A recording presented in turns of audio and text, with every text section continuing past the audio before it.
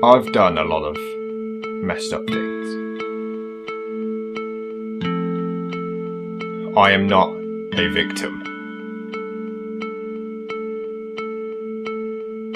Cinematic Venom is over.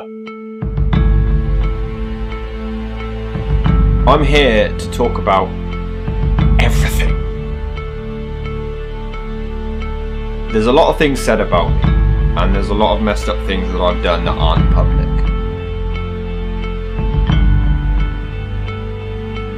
I'm here by choice to make them all public.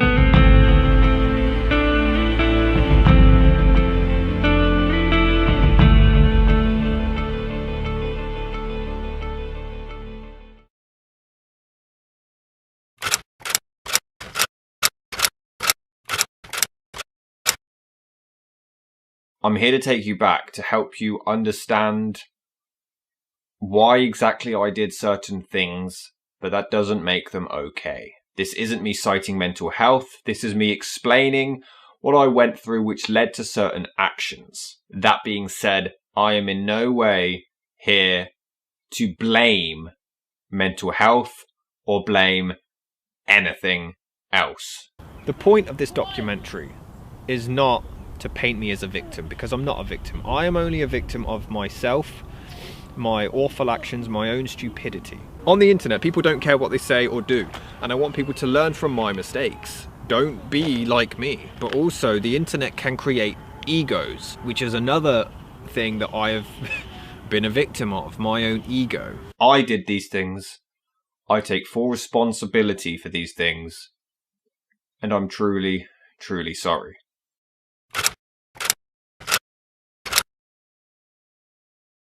So this was my childhood home.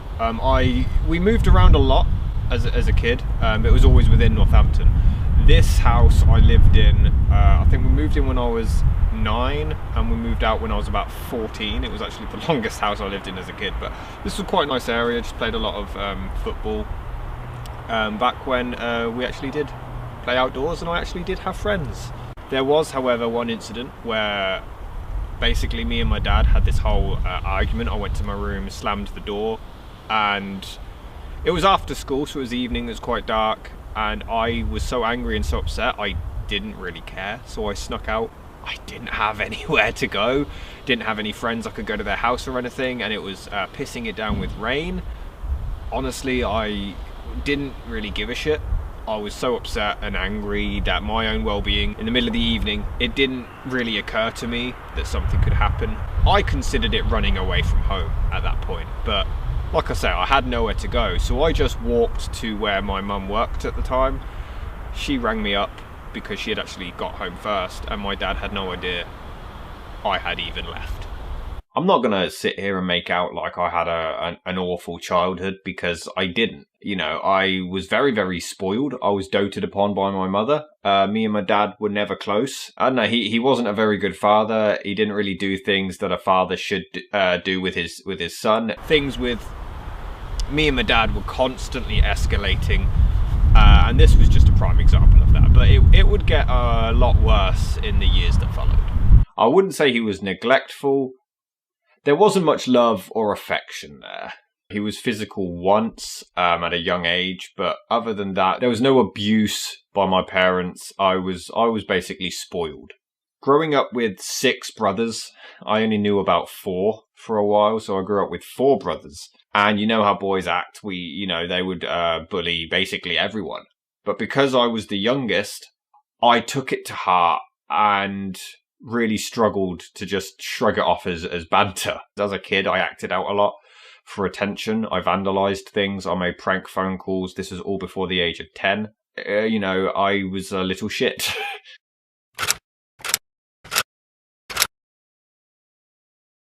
So this is my middle school. It is no longer a middle school. It was actually demolished as soon as I left.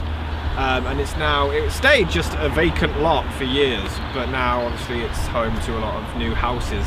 But that big old tree is where me and Aaron used to just stand, and he would say random things to strangers as they walked past. Some would get angry, some would just ignore him. I think I blame him for my social anxiety. I actually do have some good memories of middle school. Year 5 and 6, I had a good collection of friends. I was actually good at school, really good at English, and I was good at maths. This is when I was good at maths. 31 minus 6 equals 23! I was happy, you know. I had father issues, but there was nothing that really made my life miserable quite yet. Year 7 was when things started to go wrong. As year 7 rolled around, the bullying began. There was a lot of material to pick on me for. Oh, you know, skinny, yellow teeth, and I was an avid WWE fan. I was struggling with the things with my dad. It also hurt that my mum didn't really do anything about it. Sometimes he would talk down on me, and it was just, you know, nothing was done. So WWE almost worked as an escape. I would watch it religiously.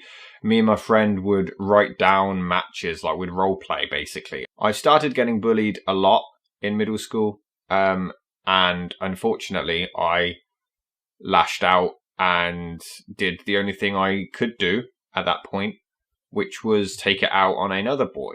There was another child who was weaker than me and had special needs, and I took it out on him. I have reached out since and apologized. He didn't even remember me. It's weird that people are now painting me in such a negative light. You know, one common thing with abusers is that they either act like it didn't happen or they don't remember it happening. I've spoken to several bullies of mine since school, and a lot of them have no recollection of picking on me, and they just saw it as banter. They felt like they did nothing wrong almost. And yet here I am, and I remember the name of the person that I picked on, nearly 20 years ago, and they had no idea who I was. My depression started when I was just older than my son. I was about 11 or 12, and I would dread going to school every day. And then I would go home, and then arguments with my dad would begin to happen. I do recall him talking about him not having a very loving relationship between his mother and father. Had always pondered about leaving or not really wanting to stay in that environment. I do remember specifically we would do video calls, and anytime his father came around, he would mute the mic for whatever reason. And I don't know why, but he hated my life, and the only thing I could guess is because I wasn't right. I was a mistake, and Dad, I'm just being honest. I'm sorry I was born and I wasn't what you wanted. When I was 7 or 8, you said you wish I wasn't born. And over the years, all of this is just now torn.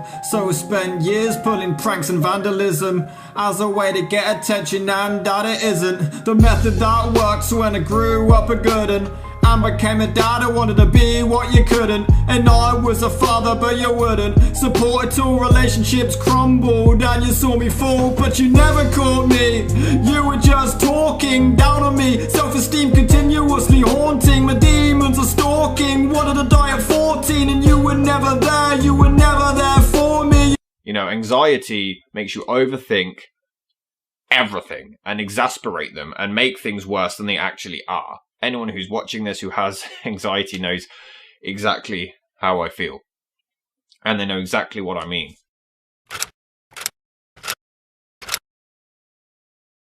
So this is my upper school, or high school if you're in America. This was the worst 3 years of my life. People say school was the best time of your life. It really wasn't. That walk to school every day was filled with dread and unease. This was when the anxiety levels just shot through the roof. So just over there, I was actually walking to class when this big tall ginger guy called Adam just violently shoved me on my ass in front of his friends for no reason. I was just on my way to class. The thing is, I didn't get up and question it. I didn't say, what are you doing? I didn't get angry. I didn't get upset, because at that point it was just the norm.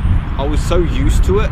I mean, people knew that I was picked on, but they didn't know the severity of it. They didn't know that at the age of just 13 or 14, I started having suicidal thoughts. So, apologies for the background noise. There is more construction work going on, but this is the house that I filmed before, the screen review. So this is the house where I filmed my first ever YouTube video. It all started with me, an awful webcam, in my mother's kitchen. The jungle, the mighty jungle, the lion sleeps tonight. This was the house I lived in between 2005 and 2011. So we moved in when I was 14. Arguments in this house were very commonplace. It was also the first attempt, and I use that term loosely, at suicide. I was just so sick of how I was being treated at school. I went home and I got a knife and I held it to my wrist, tears going down my face, and I didn't even realise at the time that there's a certain way you have to cut the wrist to cut the vein correctly to kill yourself. I didn't really care. There is a door that basically stops between the front door and the kitchen, so my dad came home, but he wasn't actually aware of what I was doing or what I was trying to do. It was in my last year of high school when I started YouTube videos. I had seen a couple of guys on YouTube just talking shit about wrestling. If Vince McMahon was such a genius, why on earth would he have a match with God and have promos in a church? As we've constantly said, we're not going to talk about the WWE war. We're not. It's so hard not to. I mean, honestly, deep down, I know that you know that it sucks. I watched them for a few months before I said, you know what, I want to do this. I grabbed a webcam and I just started making videos talking about wrestling in my mum's kitchen. They were really bad. I didn't even know to focus the webcam. I had no confidence. Back then, like, anyone who did YouTube videos, it was weird. No one did YouTube videos. It was considered bizarre. I did them and people at school quickly found out, and I was bullied even more for it. The fact that I was putting something on the internet for the entire world to see, that thought never actually entered my mind. To me, I was just talking to a camera and then I would upload it. You know, the views and the comments never occurred to me. Over the months, I started gaining a couple hundred subscribers, and I have no idea why, but during this time, I made some amazing friends who I'm actually still friends with today. I don't know what exactly precipitated the conversations between us, but eventually we just started talking a lot. I didn't really get to know much of his personal life until maybe a year in. I didn't really know of his depression issues. Unfortunately, the low self-esteem, as I was in upper school still, I started webcamming girls. You know, I was very late on learning about sex and stuff. I was 15 now, and I made an anonymous email address, and I would add girls who went to my school, and I would flash them. I would go on MSN and go on webcam and get my dick out. Some of them would just block me immediately. Others would actually enjoy it and encourage me to keep doing it, and they had no idea that it was me. It sounds very warped, but because I got no affection from my parents and I was getting bullied at school and no girls liked me, this made me almost feel wanted, and it made me feel appreciated. It was a very warped thing to do. I was 15, lonely and depressed. With YouTube, I was just chatting shit, you know. I had no confidence, and I still remember the first ever time someone made a video towards me in a dramatic way. They had been making videos insulting my friend Dave, so I jumped in to defend him. This person then responded to me and ripped me a new one. I actually felt it was an unreal feeling. I don't handle confrontation very well because of the bullying and because of the anxiety and depression. So when they did this, I was like, you know, I held back and I was like, whoa, what the fuck? It was more because what they said was based on facts. You know, I think I bragged about having more subscribers than this person, and they pointed out that I had been on YouTube only a month and I'd already posted about 40 videos or something like that, because these were unedited. I just webcam. And it was, you know, they called me a loser with no life. And it was true. You know, I didn't have anything. I didn't have any friends. No girls liked me. I didn't see my brothers anymore at this point. I lived with my parents and one brother, sure. Me and that brother didn't speak. And me and my parents barely communicated. I would go to school, come home, and just go on the computer. This was when the obsession began. I relied on the computer. That was my social interaction. And that's how I became so introverted, because I wasn't socializing with anyone. People at school found me weird and off.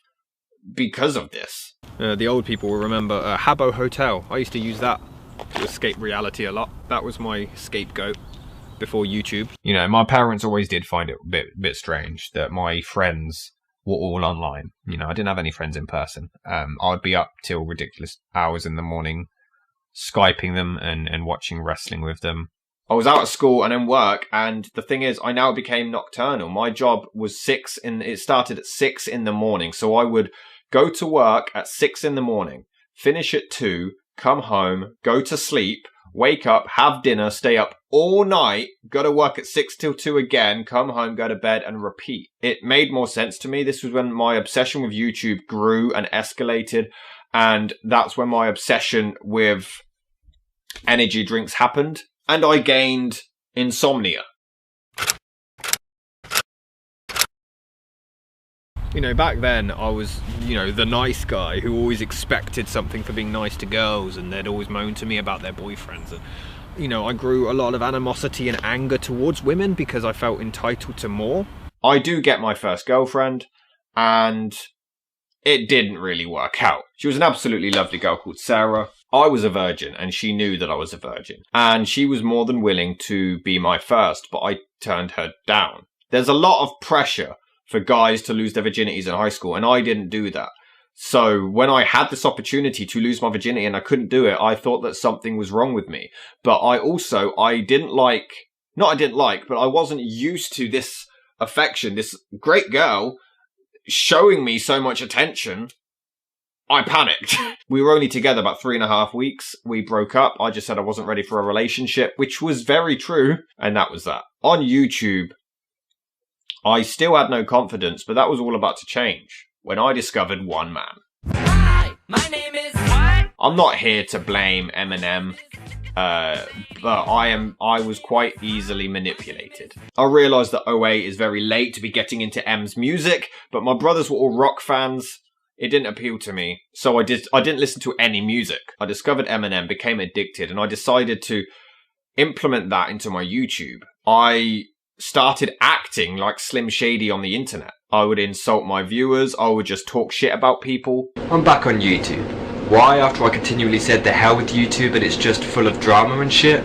Because I've seen several comments begging me to come back and continue to bury these retards. Everybody on YouTube is a fucking poser with no opinion of their own. People say I can dish it out but can't take it, but back then I did these videos and people would get so angry and so hurt at what I was doing, and I enjoyed it. I am fucking pissed off with this faggot here, okay? Usually, people's stupidity makes me laugh, but with you it's different because your stupidity is so far gone, you've got the fucking brain capacity of a mental patient. You're just a little puffy cheeked kid who looks like Josh Peck from Drake and Josh. Get a haircut, lay off the fudge cakes, hit the Slim Fast, hit the gym, get off YouTube, learn about wrestling, actually grow your first pube. You're trying to insult me, yet you're Canadian. Oh great, you hail lumberjacks and have a fucking leaf as a flag, and you're a cheap rip-off of America. Oh yeah, you like that, faggot? I enjoyed drama videos being made about me. I encouraged them because I thought I was this untouchable god. This did give me a lot of confidence that I was lacking before. I was parodying as many Eminem songs as possible at this point, and I asked a female friend to be in the music video where she would pretend to go down on me. And I even remember begging that same female friend to take my virginity. I was just that lonely, and I thought this is acceptable behavior. I didn't know any better. Rob and I would make music because he got into rap music. He was really infatuated with Eminem. And a little known fact about me, I used to make music way back in the day. Right around 2005, 2006 was when I was really most prominent in making music. One particular individual that we used to make rap tracks on was this guy named James Eden, who used to go by the name of Yeesus. Whatever the fuck that is. I don't remember exactly what Yeesus had done to me personally, but I remember he personally attacked me, and I was just like, oh, instant, gotta go after him, gonna just rip in on him. So this is 2008, so I would have been like 19 at the time, He would have been about 17, so we would just rip into this guy like no tomorrow. We would just make diss tracks on him, going personally at him. Motherfucker, wishing you was me. So fucking obsessed, you even fucking hacked me. The retard that I made, you fuck with me. I talk shit about Jade. See folks, a lot of guys out there know that women can be fickle. Jade was a 6-month-old bitch who left her for a cripple. And this fucking homo wants something cool. Motherfucking back still riding my balls. He goes and does a song towards Chris. It randomly mentions me in the fucking diss. Taking the piss, obsessed and in love with Rob. Poor Jade converted him to sucking knob. Jesus man, big tall holes in a single bound. I'm single now, got no deed on a small penis now. And never let another chick bring me down in a relationship. Save it, bitch, babysit, you make me sick. You says ain't fucking saving shit. Girl, you can jump on a cripple stick. You insulted me in sarcasm for no reason. Even though he owned you, he left you dead bleeding, receding the earth. Go choke on your own semen. Now you're officially dead, someone please bring out the deacon. Within reason, you're just a lying pansy asshole. You lost Jade to a cripple? Holy mackerel, look how that goes. I'm a nerd, look who's talking. At least I didn't lose my girl to Stephen Hawking. Hi, Jesus, let me tell you something. I have to let it out. Jade's been sucking my ding. Don't get mad, man. I'll explain why. Well, I don't know why, but I got drunk and had to ejaculate in her eye. The next to fuck Jade hard was me, bitch. I just love when I witnessed the clapping on her pussy lips. Good thing too, because I thought she'd be shitting hollow. Then I pulled the Carlito Nest. Do you spit or swallow? We would just completely berate this guy like no tomorrow. He did start things with us, and he took it personally, and we retaliated personally, but it doesn't make it okay. We brought his ex-girlfriend into it and leaked her picture, and me and Steve just made his life hell. It didn't even matter if it was justified or not. I mean, none of it's justified, but at that point I thought, well, they were a dick to me, even if it was the tiniest thing, and I felt like that gave me full entitlement to make their life hell. With Steve, like me and Steve, we were like best friends when we met. He was my best friend online. He remembers stuff that I don't even remember. Well, how about I remind you of back in February or March where you met a girl online who lived relatively near you in New Jersey or New York, and you spoke to her for a month and you actually said you thought you was in love with her. You gave me her AIM name, and Bree started liking me instead of you. Bree swapped nude pictures with me and not you. I don't even remember this. He knows this stuff. He knows his flaws better than I even remember his flaws. I didn't care. I just saw a hot girl who liked me, and I did that. I'm amazed that Steve is still my friend after this many years. I did have an online relationship with a girl in America who cheated on her boyfriend with me, cheated in quote marks. That didn't work out. And he would tell me these things like he fell in love with her. The problem was with that, at this time, she was very promiscuous. She was very, let's just say she was committing infidelity with this individual that she was in a relationship with, sending her nudes to everybody, this, that, and the other, and I just did not understand, even at that time, why he was so infatuated with this girl. The thing is, though, is that we had done projects on my YouTube channel in which I had given him access to my channel for him to upload. His response to me after just an argument was to completely delete my channel. I closed Monoxide's account. And when he insulted Alyssa, I knew that was the time to do it. Remember those days where you used to cry to me all the time about Alyssa, and cry about why she would not talk to you, or why she wouldn't date you, and why your life is this, and why your life is that, stupidly letting a female get in the way of this friendship. Just like you're allowing whatever problem you have with me now get in the way of our friendship. But then I started talking to a girl called Ashley.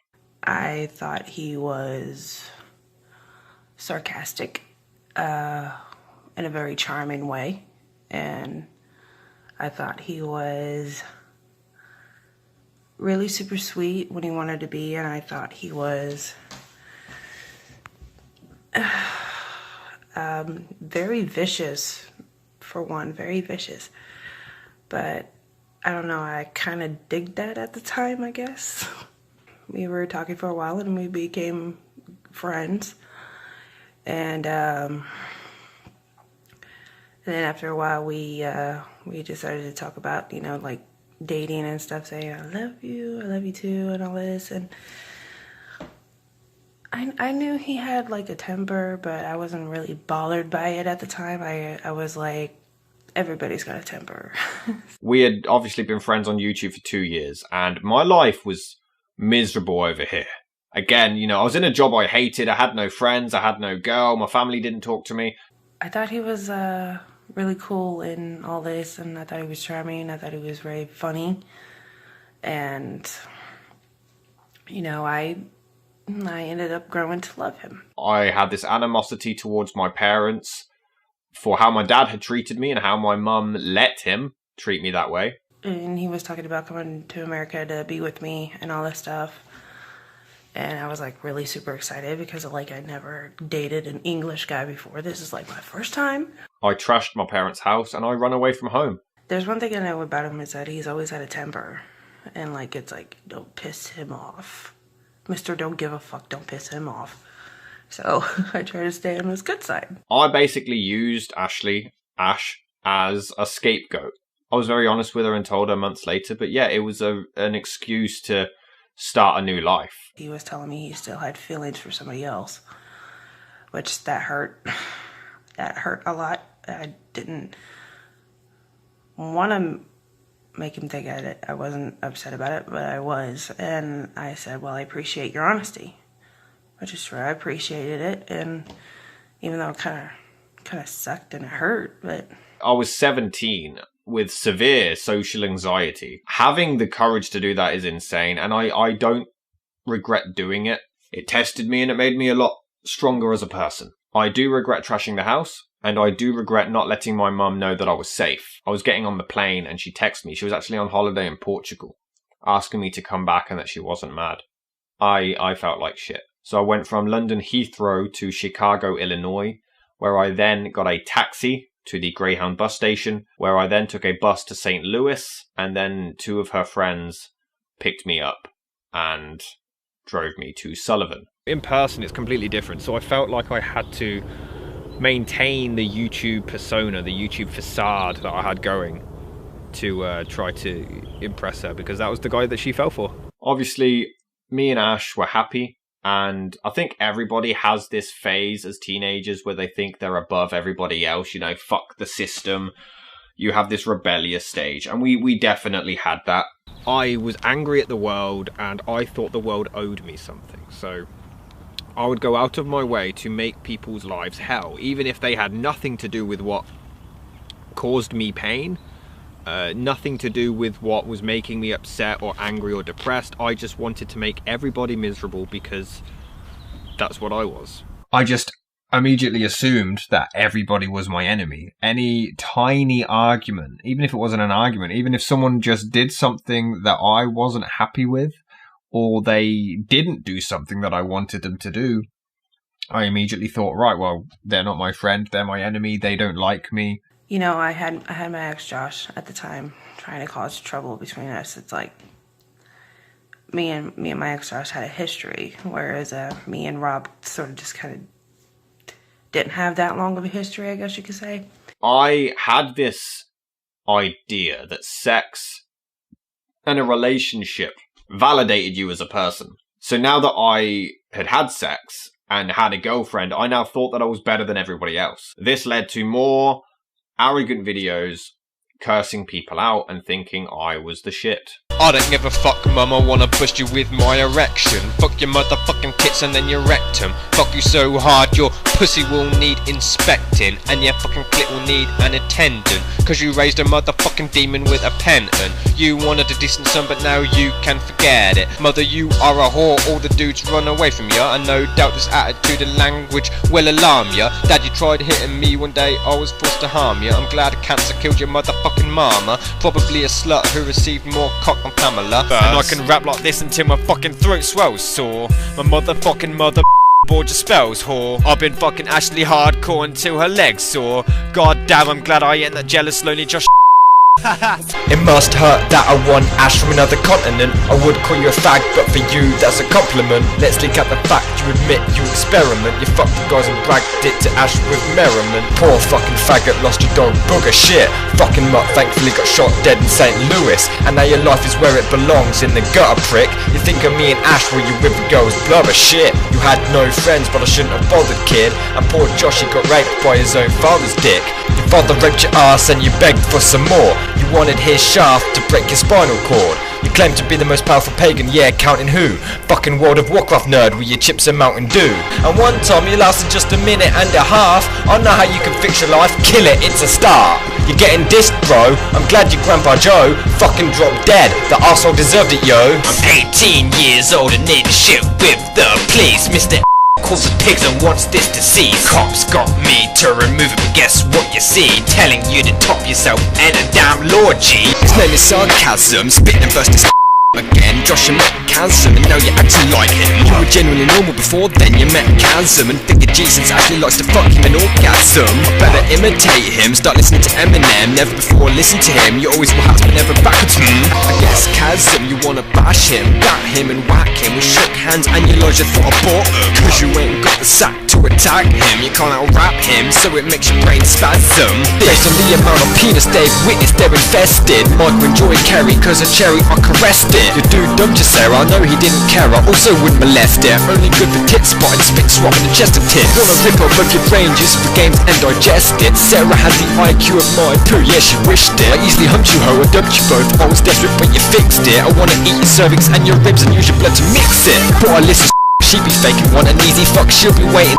high, she'll be drinking one and you'll be mating. I dated a bitch Sarah, but you obsessed over Rachel.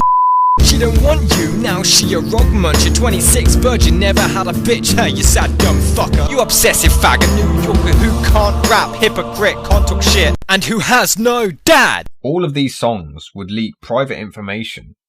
Like, what I'm showing you is the censored versions. In the actual tracks, I leaked their full names.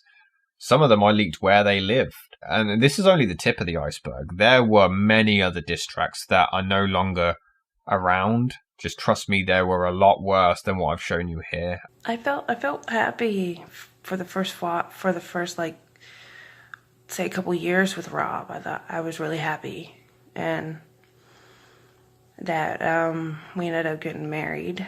Ash and I got married very quickly after that to try to stay together with a visa, and then not long after that, we ended up finding out that I was pregnant a month later, and what I thought at the time is like I thought like things were just going way too fast. It was like first marriage, then a baby a month later. It's like, oh, I think we were just both really young at the time, and you know we weren't done being young kids. We didn't have time to work on ourselves to get to that point in our life, to be serious and more mature. April 2009, I fell for a girl online, and to be honest, I wasn't even in love at the time, but I hated my life, so I took a risky blow, flew to her in America. I just had to know if she was the one for me, and I was absolutely right. Our love grew, and my heart pieces would reunite. I wanted to be with her for the rest of my life, and in August 2009, I made Ashley Eads my wife. It wasn't enough for him to be married to this girl. He had to now attack the person that he felt manipulated him, used him, or whatever. But he went out of his way to make a diss track. I think he made a diss track jokingly saying he was going to rape her or something. I was 18 and she was 17, and I did this angry diss track about raping her, and I think I said a lyric about ripping out her intestines and using them to floss. And obviously the YouTube wrestling community were furious at me, and rightfully so. But I thought I was a badass, you know. There was a big Skype call, you know, some of them were in their 20s and they dragged me in a Skype call and they would just flip at me, you know, calling me out of order and downright disgusting for how I'm treating this young girl. I thought it was hilarious, you know. I thought I was so cool. I didn't really care how my words or actions affected anyone. I did what I said, I did what I wanted, and I said what I wanted. And the fact that this was another human being behind a screen and behind a keyboard never really entered my mind. Trust me, there is so many things that I've gone through with this guy. He made a video on his channel once in which he was laying in bed, he had a blanket over him and some sort of ice pack on his head. And it wasn't exaggerated, it wasn't like over-the-top comedy.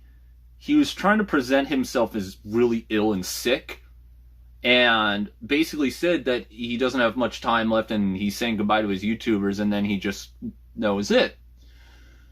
And I couldn't get in contact with him for however long it was, and I was just like, is he okay? What the fuck happened? Is he sick? What happened? I have no information. He didn't tell me shit. And then that's when I got into contact with a mutual friend. I don't even remember who the mutual friend is. That's how my memory is shot. And they basically explicitly told me, oh yeah, it was a joke, this, that, and the other. It was not meant to be taken seriously. And that's when I was really pissed, because it was just like, that was uncalled for. It was super uncalled for to get me all worked up over nothing. I thought any attention is good attention. You know, I could do whatever I want. I could fake dying, I could do diss tracks, I could piss people off. As long as everyone was looking at me, that's all that mattered. While I was over there, I began CinematicVenom on October the 11th, 2009. There was no intent for it. I wasn't like, yes, this is the first episode. I was doing a bunch of comedy videos at this point, and this just seemed like another one of those. It was awful. The lighting was trash. It was filmed in Ashley's dad's spare bedroom. I didn't know what I was doing. It was just, I saw Channel Awesome, I saw the Nostalgia Critic, and I was like, hey, I want to do that. It was awful. I think I filmed 3 reviews there, and they were just really bad. Her life over there, you know, my family is in no way, you know, well off, but we were better than her family in America, so we decided we had to come back here in order to financially be able to provide for our child. It was kind of overwhelming for me, because, like, I was leaving everything I knew behind. But at the same time, I was being very optimistic for, like, a fresh new start in life. And a fresh new start for our baby.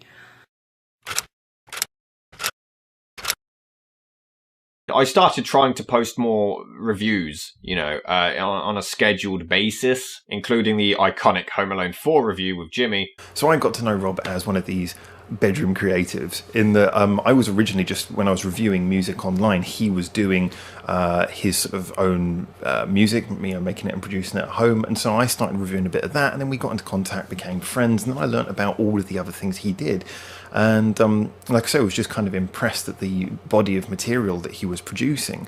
Although most of it felt like kind of undisciplined, it was, like I say, the fact he was following through and completing so many of these projects. Just over time, he got me interested in the videos he was making. I was like, these are interesting, these little review videos. Not really my kind of thing, but I was, you know, like, again, I was just intrigued by the fact that this guy was doing this stuff and completing this stuff. I got really depressed. I suffer with depression, and I suffer with PTSD, and I suffer with bad anxieties, especially stress anxieties. And I felt, at the same time, I was optimistic about going to a different country and living there, but at the same time, I was really depressed. Because, like, this was just kind of like all happening so fast. And I felt kind of like it was like whiplash. And then my son was born on June the 24th, 2010. She was then deported in December that year. She had to leave and apply for a visa and come back. So she was gone 6 months. I missed him. I was away from my baby, and I was away from him. I was really depressed. Got home from the airport and lied-eyed to leave flat, helpless, and that's when I finally snapped, screaming, why? Why has it all gone wrong? Looking in my son's eyes as if he's saying, where's mummy gone? You turned my life around and you made it worth living. You can just see how arrogant I was, how insensitive, how selfish and self-centered I was. Okay, I just want to say that my wife Ash, who has been in past reviews, has been deported, so I'm stuck with the baby. Unfortunately, during her time back in America, Ash was unfaithful. We had an open relationship agreement thing. At least that's what I thought we had. And you know, we were gonna kind of see other people while we were separated, but as soon as I got back, that it was just gonna be me and him. When I got back, it was me and him for a while, but then I found out that he was constantly flirting with a lot of girls. I mean, he did that while I was pregnant, and I felt like I wasn't good enough. I felt like I was just to sit there and look pretty, and while I watched him flirt with other girls, and it really made me upset. I just accepted it. And it was banter. It was purely banter. I have never cheated, would never cheat, but it didn't make her feel great, even though she was too nice to say anything. And I carried on doing it. The thing is, both of us were terrible parents. We were awful. You know, we weren't neglectful. We obviously we didn't starve Eric or anything like that. But we didn't provide him the love and support and affection that he needed, which is something I am now struggling to repair the consequences of to this day. After I had Eric, I was suffering with postpartum depression. Really bad.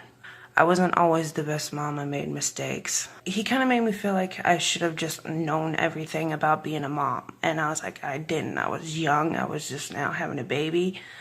I was like, I did not know what I was doing. I was still trying to figure out. But he made me feel like I was supposed to know these things, and it's like I just felt really depressed. Like, he tried to convince me to quit smoking, and I get it, I understand, that's fine, but it wasn't done on my terms. He wanted everything to be done on his terms. I felt trapped. I felt like he didn't love me for who I was. He was trying to like change me and stuff, and I just felt like really depressed. I felt alone. I didn't feel like I had a husband who was very supportive. I felt like in a way he was trying, but at the same time I felt like he more or less judged me rather than being supportive of me and understanding me. And like I opened up to him about some stuff about my past, and instead of him comforting, he kind of just picked on me about it. I guess he just kind of looked at me differently after that. And we were both awful parents. And you know what? We were both also awful partners. I'm not going to sit here and make out like those 5 years were constantly miserable, because obviously they weren't. And then you came into my life and gave me a reason, and actually bore is the only reason that I'm still breathing. Ignore anyone who says anything bad about you, cause I'd be a rotten corpse if I were without you. I owe you my life, everything I see or achieve. I owe you every bit of success in this dream. I wouldn't say our marriage was all bad. I mean, we did have moments where it was romantic. It was, we laughed together, for one. And we did have our good moments. Like one point he made me laugh so hard. I think this was before marriage and the kid, before marriage and Eric, that he made me laugh so hard that I fell to the ground, just laughing. I just couldn't breathe. Ash had been unfaithful, and she lied a lot to me. And then there was me, who would obsess over YouTube and neglect her a lot. We lived with my parents in the same house. It was a nightmare. Arguments were very, very commonplace in that house. As a kid, you do what your parents say because they're your parents. But once I became an adult, I could stand up to them, which, you know, when you clash 4 egos together, it was just a lot of arguments. And it was just a miserable experience in that house. I remember one in particular. I was having an argument with Ash, and my dad joined in, not even knowing the context of the argument, and just joined her side and started insulting me as a person, as a father, as a son, as a husband. A whole argument ensued, and I stormed out of the house. I went to a nearby lake with the full intent of killing myself. So this was where I mean, technically it wasn't a suicide attempt, but the argument just spiraled out of control. I felt like I was just no good to anyone. I can't swim, and I just stared out, wanting to jump in. I stood here almost in a trance for about an hour. People would just walk past, and eventually I just went home. I didn't go through with it. I went home, and I never actually told my wife about that incident. I didn't want to scare her. We made amends, but that was the closest like suicidal tendencies I had since becoming a father. So that was quite intense. I wanted so badly to just throw myself in there and drown and die. At that point, I felt like I was failing as a father, I was failing as a son, and I was failing as a husband. So, why do I need to continue living? Again, all of this whilst still producing content. All you see is the smile on my face and not realise what I was going through. Not to say I wasn't a douchebag. I had friends that I would do diss tracks on and insult in the meantime. Depression makes you upset about the past. Anxiety makes you upset about the future. When you've combined them, it's a living hell inside your own brain. Anytime anyone would be slightly negative towards me, I would immediately think they're out to get me. I wouldn't take the time to step back, let myself calm down, and then reanalyze the situation. It was like every week Rob would be telling me about the latest friend who he never wants to speak to again, and I was always sort of thinking, I wonder when this is going to be me. I wonder when this is going to be me who has this big falling out with. And eventually that time came. Me and Ash moved out and got our own place on August the 26th, 2011.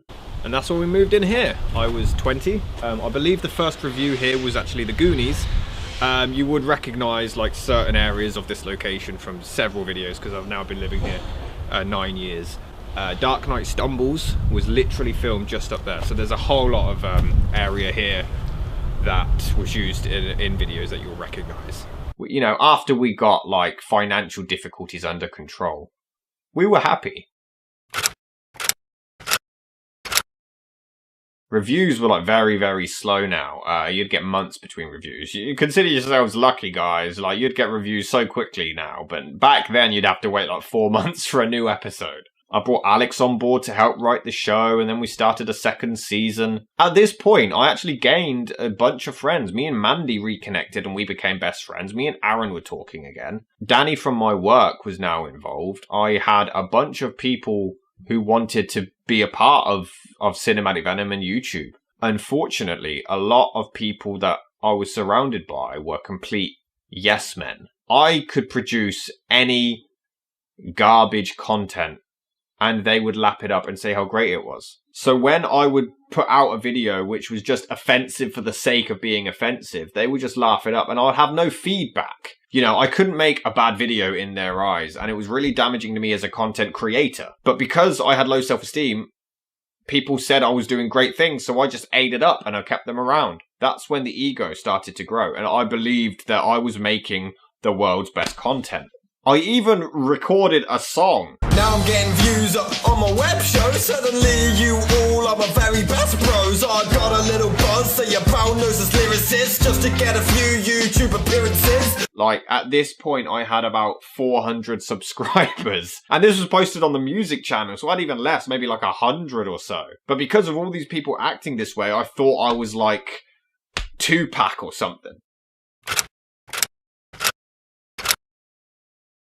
There was hardly any cuddling, and I'm a very affectionate person. I like to cuddle. I would like, one time I remember I was asking if I can cuddle with him watching a movie. He said no, because you tend to fall asleep. And I was like, well, yeah. I mean, you could tell that me and Ash weren't very happy. Just hear what I said in some of the old reviews. Everybody has these feelings. Everybody. We've all thought about having an affair on our spouse. How hot it would be to sneak around behind their back and have sex with... Yeah, Ash. He thought it would be hot to sneak around behind your back. Unsubscribe now. We've all had that sexual fantasy. And yes, we've all thought about ignoring the rules and fucking over the people we don't like. But the problem is, we don't actually do it. So I kind of felt lonely sometimes. I had to leave my family and my friends behind. I had to leave my home to be with him and, you know, to provide a better life for our kid. And I felt like it just kind of went all downhill from there, and I fell into a really bad depression. I don't think he quite understood that at the time, but I was really depressed. I don't know if he ever paid attention. He was really into the whole cinematic Venom thing, so deep into it. He was like one of his passions.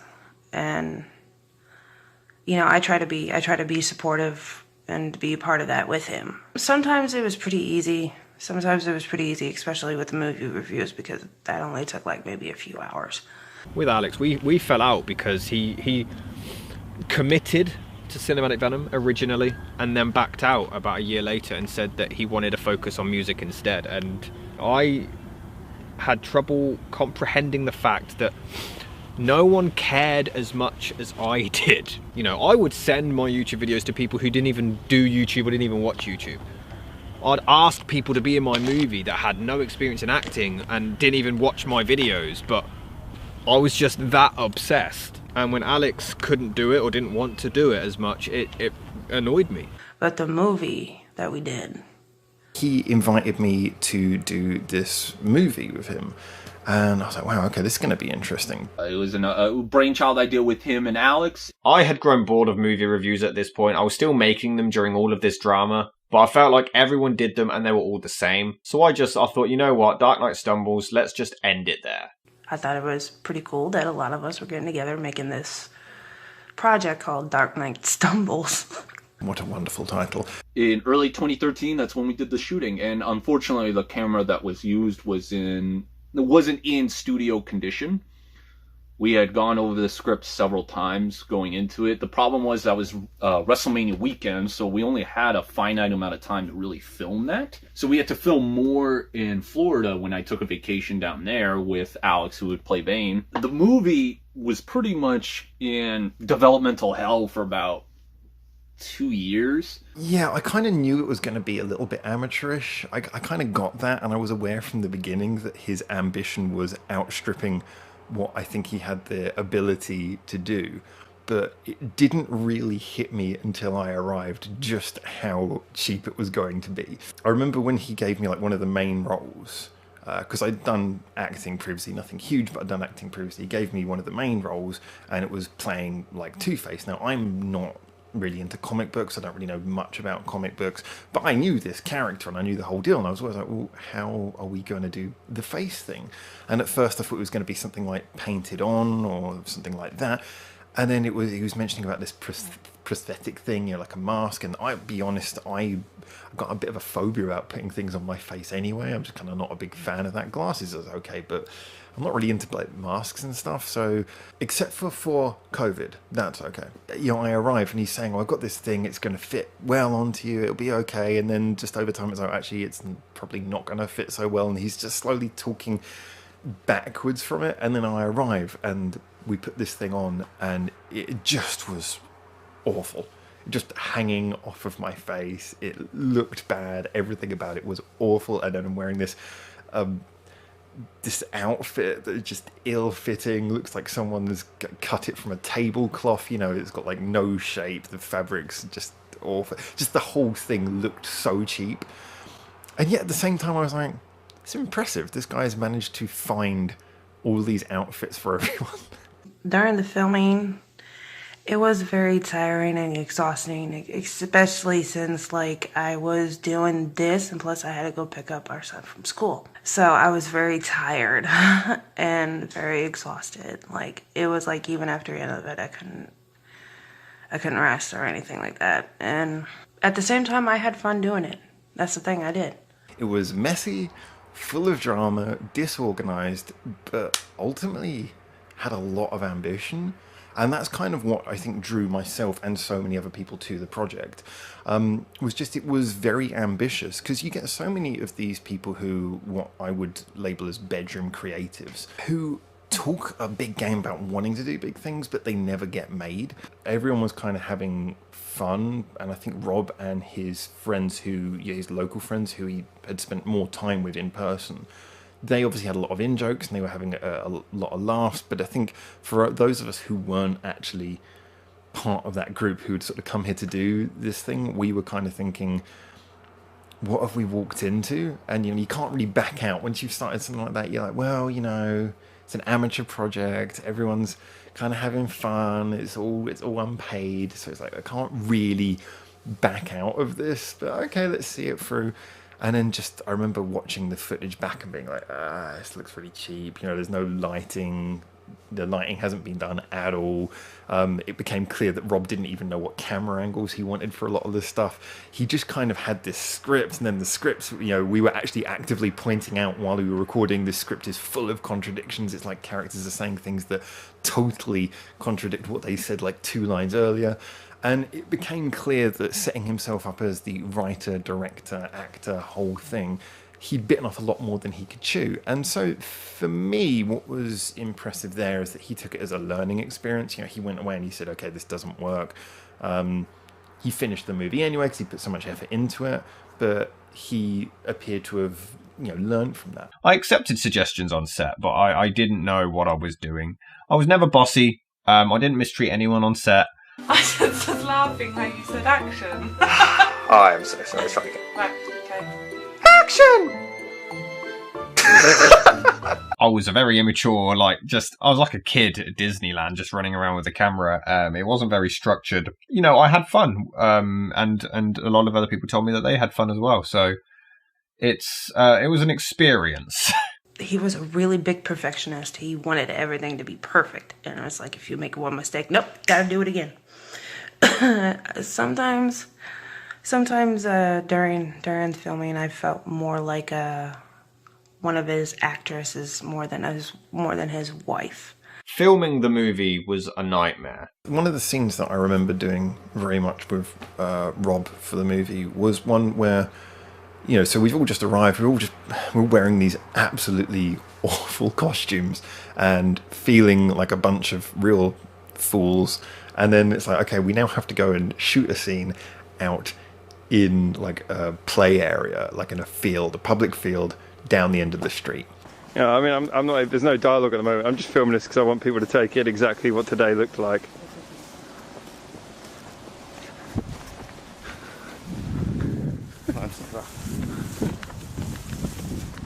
And we all just walk outside of his house in a relatively rough area. You know, you've got the chavvy kids running by on their little push bikes and everything. And we're standing there looking like a bunch of pillocks. And there was this kind of moment, all right, let's go all walk over into a public space and act out these scenes together.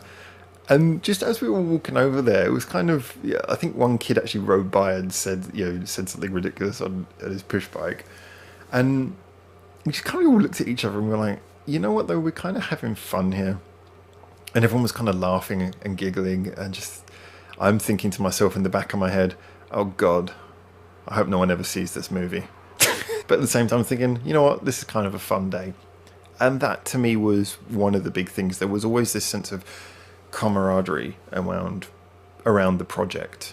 And I think that was born of the fact that everyone was just really taken by his ambition. You know, when we said things to him like about, you know, this script doesn't make sense, or Rob, have you actually considered when someone walks into the room where they're going to be in the next camera shot? Have you thought about any of this? We weren't saying it to slag him off. We were saying it because we kind of all wanted him to get something decent out of it. But ultimately, the movie wasn't what he got out of it. I think the lesson was what he got out of it, and that moved on into his future work. I would say after 3 years of doing that film, I really enjoyed my time doing it. Is the quality great? No, but the movie basically downright tells you the quality ain't great. We understand the quality ain't great. We're not a high production movie studio. We are just a bunch of people that just wanted this brainchild to come to life. And I think we did better than what we should have done given the circumstances. I just bought a book that said how to set up your shots, and I thought, I can make a movie now. You know, we planned it in 2012 when I was doing awful productions, and I felt like I could make a movie. How hard could it be? It was just pure ignorance. It was a mess. It was fun to make. It was absolutely fun to make. You know, there were issues constantly. Aaron no-showed the first filming day. You can see behind the scenes I'm miserable, like texting people, trying to work something out. But the people I filmed with were absolutely amazing. And we had a blast, despite how disorganized a mess it really was. There was an individual in the movie that was accused of rape. Their scenes are still in the film, only briefly. They're only in it for about a minute, which I do regret. Me and this person had drama. And Aaron was related to people who were involved with this drama. and he was worried that if he showed up on this day there would be an awkward tension between him and me. But when he didn't show up, it ruined my mood. We didn't talk for about, I want to say about 2 years. Since it was finished, I don't think at any point I have been able to sit down and watch the entire thing from start to end, because it's that awful. I really, I can't describe how unwatchable that movie is. And yet at the same time, I'm just incredibly impressed that it exists, that he managed to finish this thing that had like all of this dramatic stuff filmed in the UK with like the costumes and all that stuff, and the scenes with people in America, and YouTube celebrity guest appearances and stuff like this. It just amazes me that the thing ever got completed. And I think that's something that we have to remember, is as awful as that film is, there's not many people who would have actually followed through and actually completed something like that. So I always take that away as a bit of a positive from Rob's perspective. But obviously over time, he's got much more professional what he did. It was, all of these problems seem to be based around the fact that he just too much ambition, too much putting his own feelings into things without ever seeing from other people's perspective that other people didn't have the same investment in what he was doing. Howard and I have had our differences as well, especially with music. I recorded my first album in 2014 and I nearly even did a diss track on him. It was just a shame that everything with Rob had to end in a massive argument. I felt like he was letting me down, but then we made up. It was another case of me overthinking things. Howard would do something and I would think, this is what he really wants to do. And that's how anxiety works. Say you're at work in the staff canteen. All you have to do is take a packet and go and put it in the bin. But your anxiety makes you think, everyone's going to be watching me. Everyone's going to laugh at me.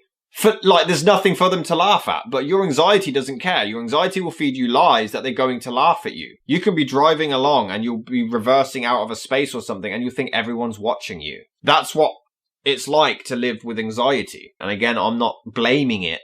I'm blaming myself for how I've reacted to it. Rob at the time, he liked to have these big blowouts, and it would usually be followed by him doing, because he was doing a lot of rap music at the time, he would usually do a diss song about anyone he'd fallen out with. Dear Aaron, still no reply, I hope that this ends. I am mad, I just think's messed up that you don't answer friends. If you didn't want to be in my film, man, you didn't have to. You could have showed up to shoot, you were my cameraman, dude. That was my dream, man. We were stuck with no notes. We filmed in the cold for 5 hours and your nose showed it. That's really crappy, man. You're like my freaking brother. There was no other friend I loved as much as I loved you. Louis said better late than never, but then you and my boy almost got together, and you were the first girl to make it feel not worthless until your old self once again resurfaced, and you rejected his house for another abusive. I got mad when I said your stupidity was conclusive, and you wonder why you can never keep a fella, cause your personality is deader than old Yeller. I was never gonna be dropping your name, but Sean was socking this dame. And he hadn't learnt his lesson that he'd done diss songs before and then become friends with the people again. And diss songs, you have to be very careful before doing a diss song, because if you do a diss song, you can never erase that. If you become friends with a person again, you live with that song forever. But I was really impressed that before he went to do a song about me, he actually asked me permission. He was like, well, not even so permission, he was just like, look, is it okay if I do this song? Because I feel like I have lots of things I want to say. And I've sort of said to him, well, realistically, no, because most of the people who he disses were not musicians, so like they had no recourse. But I was like, well, I do music, so if you diss me, I will respond. And I was like, neither of us really wants to be doing that, do we? And so he ended up not doing it. But then again, by the same token, I had a little EP that I was putting out, which was just songs that I had done that weren't really, I didn't really want to use for anything. They were just kind of random songs that people who followed my social media might have been interested in hearing. And one of the songs on there was a song that was about a totally different person who I'd known for years, and it was kind of like directed in a similar way. It was kind of like a diss song to him, but he was a musician, this other guy, and the song was clearly not about Rob. But as you can probably imagine where this is going, Rob got really angry and thought the song was about him, even though any listen to the lyrics was very clearly not about him. He thought the song was about him. This is all that I know. since years ago. Brothers in crime, through the high and low, most of the latter, we were bruised and battered. Our souls born like Versace, now ripped old tatters. And it matters to me when I see you falling apart. Yeah, a victim of your art. You've been playing this game so long your life didn't even start. And this game ends early and you're down on your luck. I'm on my way up, but I kept my head down and my mouth shut. And we were still working like brothers, always in the same circle. If I had the slightest clue that you found what I was doing was hurtful, we could have talked. Instead you had to walk around saying everyone had a downer on you. Did you even believe that was true? And to me that just kind of again typified this whole, everything was just a ball of massive emotions. Everything had to be responded to with a huge emotional outburst. Nothing was ever just simple and calm. You love my 2 albums, but now you hate them all. What? You say you need to make tracks more relatable, and then you proceed to release your own stuff and seem to hold the secret of how to blow up. But I get more views and I have more followers, so your secrets, bro, when are they gonna follow up? And why is your album the same devious stuff, literally repeated from your previous ones? Why? You diss my crap, why you being this mean? Is it because you rap since you were 15 and it eats you up that this big freak spits these bars a million times better? Yeah, bitch please.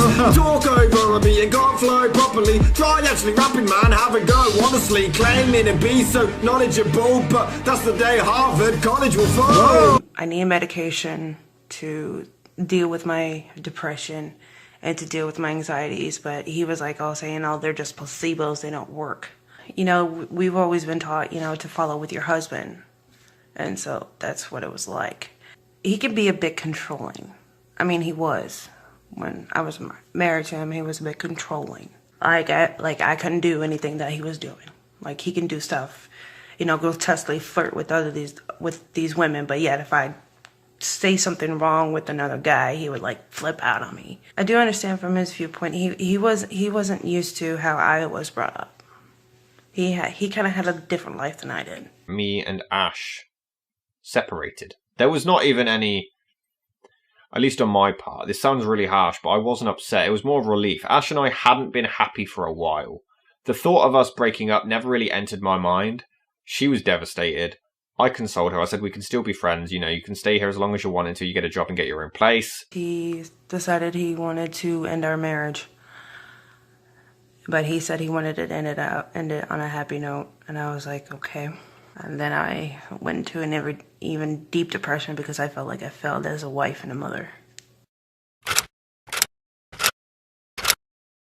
This unfortunately didn't work out, and she actually left the country about 6 months later and hasn't returned since. You know, I've been like the main one with him, you know, making projects and stuff for the CinematicVenom thing, and then I ended up leaving because we ended up going through a separation, and you know, it was like bad after bad after bad, and I just felt so depressed, and I was like, I don't know how to make any of this situation better. I mean, granted, I wasn't perfect.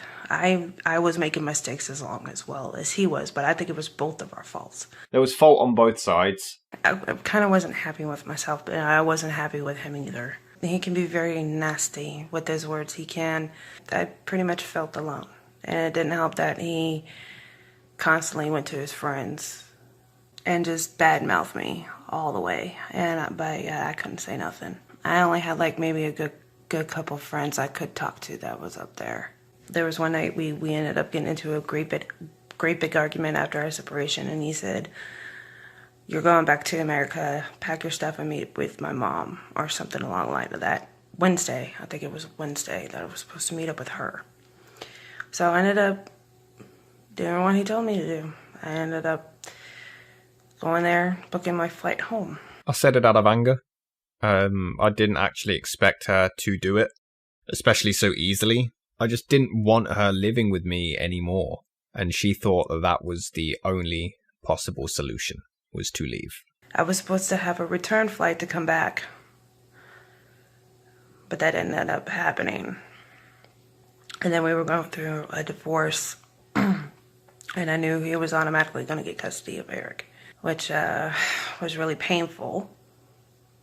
It was, because like I couldn't go back and do anything about it. I didn't have no money to get back, and he wasn't going to help me get back either. So it was either, he basically said, if you want to come back, you're going to have to come back on your own. The day of my return flight, I missed it because I overslept, and the car that was supposed to take me back ended up breaking down. So I didn't have a way to get back, so I was stuck down here. I can't lie though, when she left the country, that night was really difficult.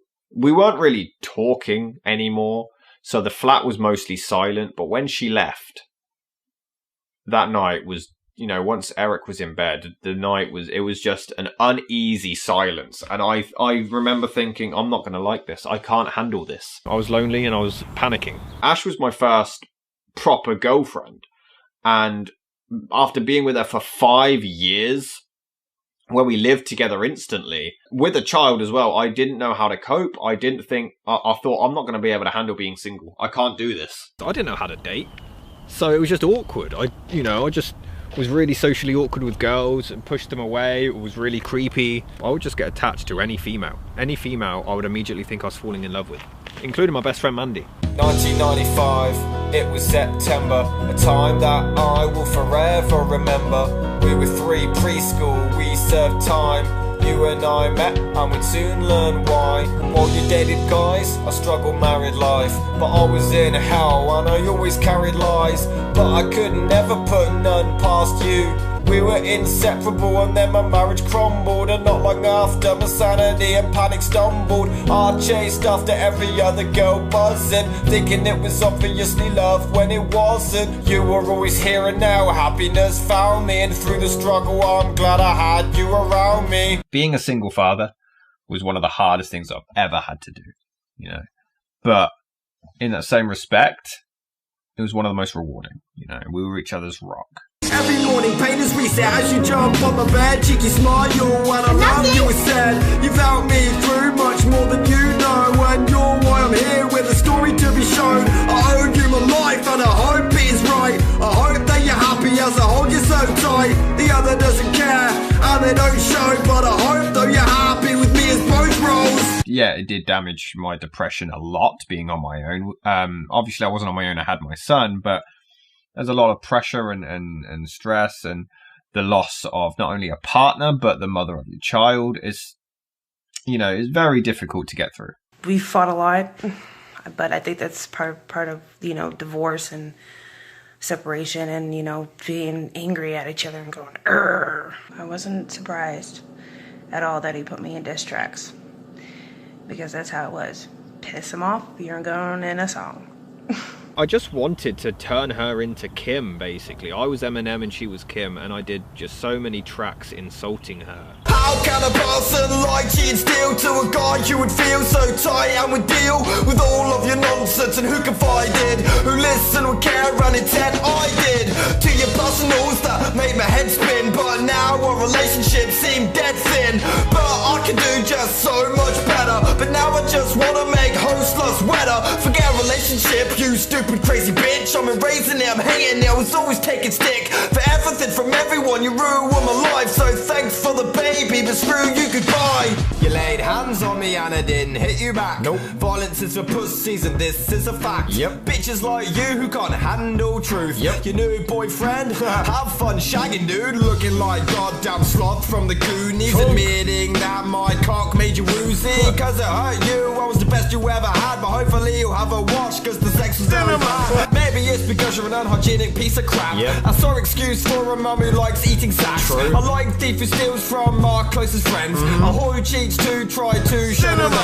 that she's a rebel, but she's just a lying skank. Who's so nasty I'd rather bang Iron Man. True. Or should have publicised the fact I went up your thighs, and that crap was so goddamn chubby wide that there was enough room to let Dumbo fly up the sky with an additional 100 guys.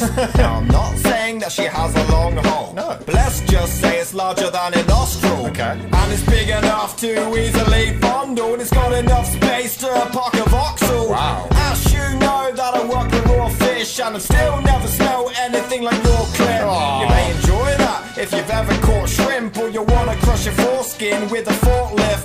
I thought it was funny.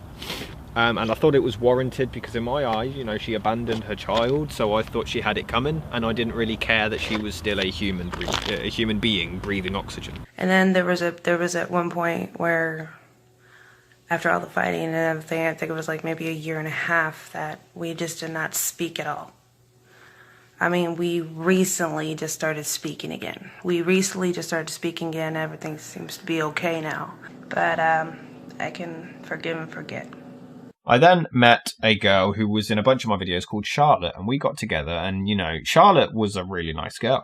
We got along really well. We weren't together very long. I treated her really badly towards the end of our very short relationship. I neglected her a lot. There were very often times where we would have sex, and then I'll just leave her in the room and go off and do something else. It was more, you know, my insecurity and my lack of awareness of relationships. But, you know, it doesn't excuse it. I, you know, didn't take into account her self-esteem and her confidence. And I just didn't treat her very well. And then once I lost her, I tried my best to win her back. And, yeah, it just didn't work. I used to hate to use the word regretting, but now my house just seems so empty. It feels like I have lost my left arm, and if you ever come back, I will end harm.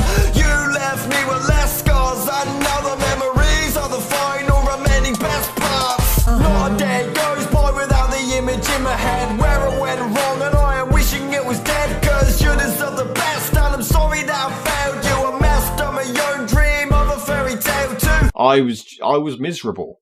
There's no other word for it. I was miserable. You know, at this point, there was so many reshoots, rewrites and everything. And you know, watching the same scenes over and over again. I just wanted Dark Knight Stumbles out at that point. I was done with it. I knew it sucked, I just wanted it done. For various reasons, around the time that the movie was finished, me and him really fell out. He offered to do the music completely free of charge. He didn't do it in time, and that really annoyed me. We had this whole argument about it and didn't talk for it must be about 3 or 4 years. It was one of those things where it didn't really need to be such a dramatic falling out, but, you know, as with everything, Rob somewhat overreacted, in my opinion. It was stupid, you know, I overreacted. He was doing this favour for me completely free. And said some things that really pissed me off, and then I got angry, and I was like, well, look, you know, I'm not gonna hang around and work with someone who, you know, this is kind of an unpaid gig. I felt like, you know, I'm not going to hang around and work with someone who's going to say this kind of stuff. But looking back at it as well, I did a lot of things where I think I treated it too much like, hey, I'm doing this work for free, so I didn't really put as much effort into it. So, I mean, there's so many things, you can see it from both sides. I can see why he was probably annoyed with me, because of the fact that I was being way too relaxed about the projects that he was so passionate about, because I was like, well, I'm just unpaid help. And yet at the same time, his reactions were completely just off the wall. But I think that, again, was because he was so passionate about the project, so passionate about this thing that he's making, so passionate about this thing he's working on. I don't curse, but you fear how my words slip, like Howard Billington's a prick to ever work with. Yeah. Do I regret doing the movie? Every time I even see a screenshot from it, yes.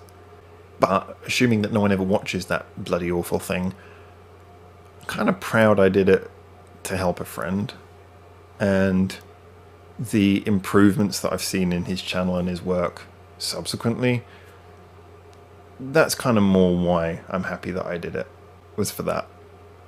So I think that's the reason why I kept on watching, even after we fell out. I think that's the reason why I kept on watching occasionally, just every 6 months, just so, what's Rob doing on Cinematic Venom? Oh, that's better. It looks better. Oh, he's using some effects now. Oh, cool. Oh, wow. He actually learned how to use lighting. Yeah, I'm happy that I was part of that ladder. But please never watch that fucking movie. It's awful. You know, the videos were just few and far between. I did just mainly pranks, and then I started Let's Plays, which was when I met a special lady. Hi guys, welcome to finally another episode of Rob vs Mandy. I'm Rob. I'm Mandy. She was on my channel a lot. Those were the main, you know, videos then. Unfortunately, it didn't work out. It was a mutual breakup, but the way that I handled it afterwards was ridiculous. There was a friend who jumped in and defended me against Mandy. I didn't need defending. This was a completely mutual breakup, and we were both fine with it. Well, obviously, we weren't fine. We were both heartbroken, but we understood that this should have been the end. But this friend intervened. Mandy then thought I had asked this person to do it, which I hadn't. But this person then manipulated me into believing that Mandy was this bitch that she wasn't. She isn't. You know, I then acted all Rob, and I sent her abuse and did a diss track. And this isn't the other person's fault for manipulating me. It's me for being so naive and gullible and buying into this person. And she didn't deserve that. Mandy is an absolutely lovely girl. She really is. I cannot say a bad word about her. She helped me a lot when we were together, and she made me very happy. The breakup was one of the hardest things I've ever had to do, because I had pictured a wedding. I pictured being with this woman for the rest of my life, and I was heartbroken. I broke down and just absolutely lost it. And I know that you make me happy, the only one I love you. You don't want me, I made you angry. I don't blame you, could never hate you. I made mistakes too, but I have changed too. So please forgive me, cause I need you. I know I said this, but now it feels true. I'm getting help now, don't wanna lose you. I never again put no pain through you. Can't describe in words to use to tell you how much I need you truthful. You're my angel, I'll always choose you. And now you're gone and I need you back. And I'm missing you, I'm missing you, I'm missing you. Some friends came over literally the night that we broke up. And I got drunk, and in the video you can't even tell that I'm on the inside, I'm dying. It was during this pain Jimmy pointed me towards a YouTuber who was reviewing a certain book. Hello, welcome to episode 31 of the Epic Film Challenge, 2001 movies you must see before you die. I was inspired, and you know what? I didn't even think anything of it. I just said, yeah, I'll do this. So I did the sketch that started it all, and then I thought, you know, how can I make this different? I'm a big fan of Rob Gavagam. He was called Rob Dyke at the time, who does Seriously Strange, and I like the editing style, like the documentary style of his videos. And I thought, why not just do that, but with movies? I did it for a first episode, The Godfather, and people really enjoyed it. It was an escape because I was so depressed at the time. It was just a distraction. During the next few months, I started sleeping around. I thought I'd never have the confidence to do this because I had low self-esteem, especially sexually. But it was kind of a vicious cycle. I was scared of being hurt, so I told the girls, you know, I was very honest, and I thought that made it okay. I said, I'm just looking for no strings attached fun. However, some girls genuinely liked me and wanted to be with me. I didn't care. In my head, I was like, well, I've told you the deal. And then I slept with them anyway. They gave consent. You know, there was nothing like that. But they obviously were upset. And I didn't really care about their self-esteem. When I was talking to girls, like, I'd almost maintain the YouTube facade like I did with Ash. And just fake confidence, almost acting to try to impress them. I was sleeping with so many different people. It was actually so bad, I nearly slept with one girl, and then about a year later slept with that girl's sister. I was so hurt and upset by losing Mandy that I didn't want a relationship ever again. I didn't. I was too scared of being hurt and going through all of that heartbreak again. But when I'd talk to a girl, if they would reject me, and I just wouldn't take no for an answer. I would keep messaging, and it was disgusting behaviour. I just got triggered if I didn't get my own way. I slept with a girl who I knew had a boyfriend. There's no way to express my remorse, because anytime I apologise, people say it's fake. Anytime I express my remorse, they say it's manipulation, and it's shifting blame. There's no shifting blame. I am to blame. In October, I started talking to a girl called Ashley, ironically. She helped film the Venom Manor episode with Percy and Michael Myers, and in November, we became a couple. Ashley is the most amazing woman I've ever met. She has a little girl called Alice, who I love like my own. She's honestly changed my world, and has sorted me out a lot. You have loved me when I couldn't love myself. You picked up me when I wanted to give up the help. What I'm trying to say is they don't understand my ways, but you're the reason that I am the man I am today. And I want to clarify, she is not an enabler. You know, anytime I've done these horrible things, She has laid into me. She has given me a lot of shit for when I fucked up. When we first got together, I treated her horribly. I would talk to other girls and send questionable messages. And these messages weren't malicious. They weren't so I could meet up with these girls. I just thought, it's just banter, nothing's ever going to come of it, so therefore it's okay. Completely disregarding the lack of respect for my partner and her self-esteem. I did not treat her very well at all for the first few years.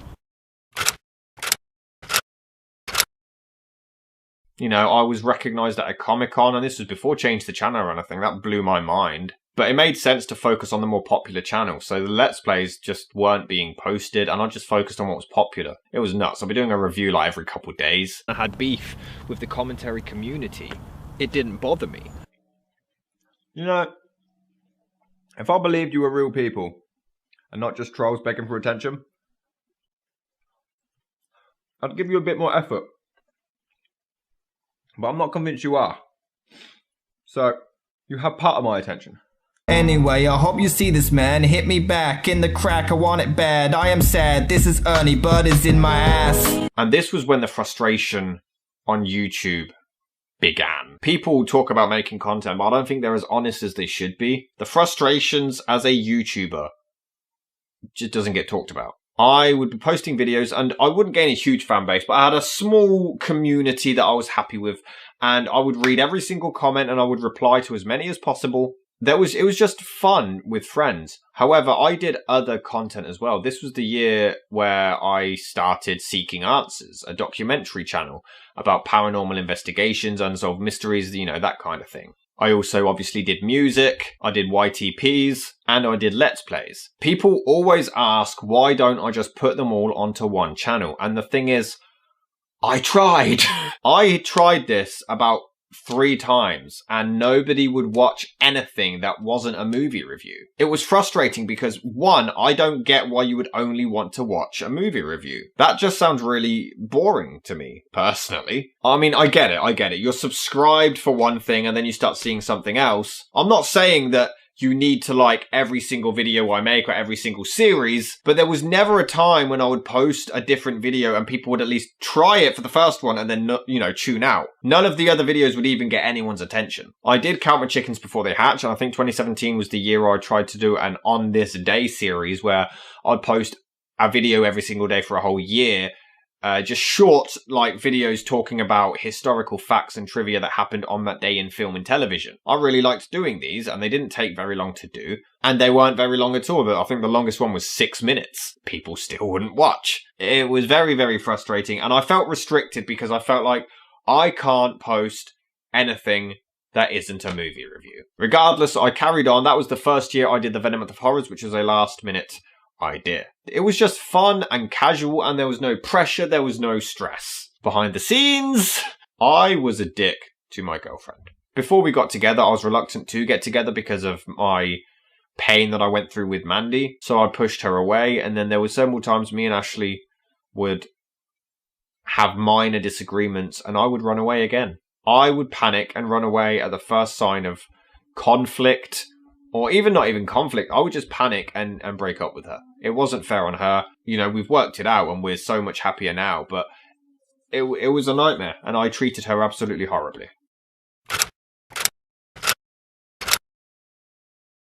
This is where everything just started to go wrong, and this is what led to my decision to end Cinematic Venom. This is where it all began. Change the Channel started in March that year, and I guess I didn't really know the severity of the situation because this was before the Google document, but I decided to make a comedy sketch making fun of the situation. You know, I had done comedy sketches beforehand about relevant topics that I thought would be funny, and none of them got any views. This one got like 10k views overnight or something, which I thought, you know, at the time I only had about 1.5 thousand subs or something like that, and it was crazy. I was like, whoa, 10,000! You know, the Change the Channel people shared them, so I did a part 2. You know, I carried on making them, and then the Google Doc dropped. During this, you know, Tamra Chambers tweeted me asking me to remove her intro. She put it more rudely than that. I think she'd agree with that. And I was a massive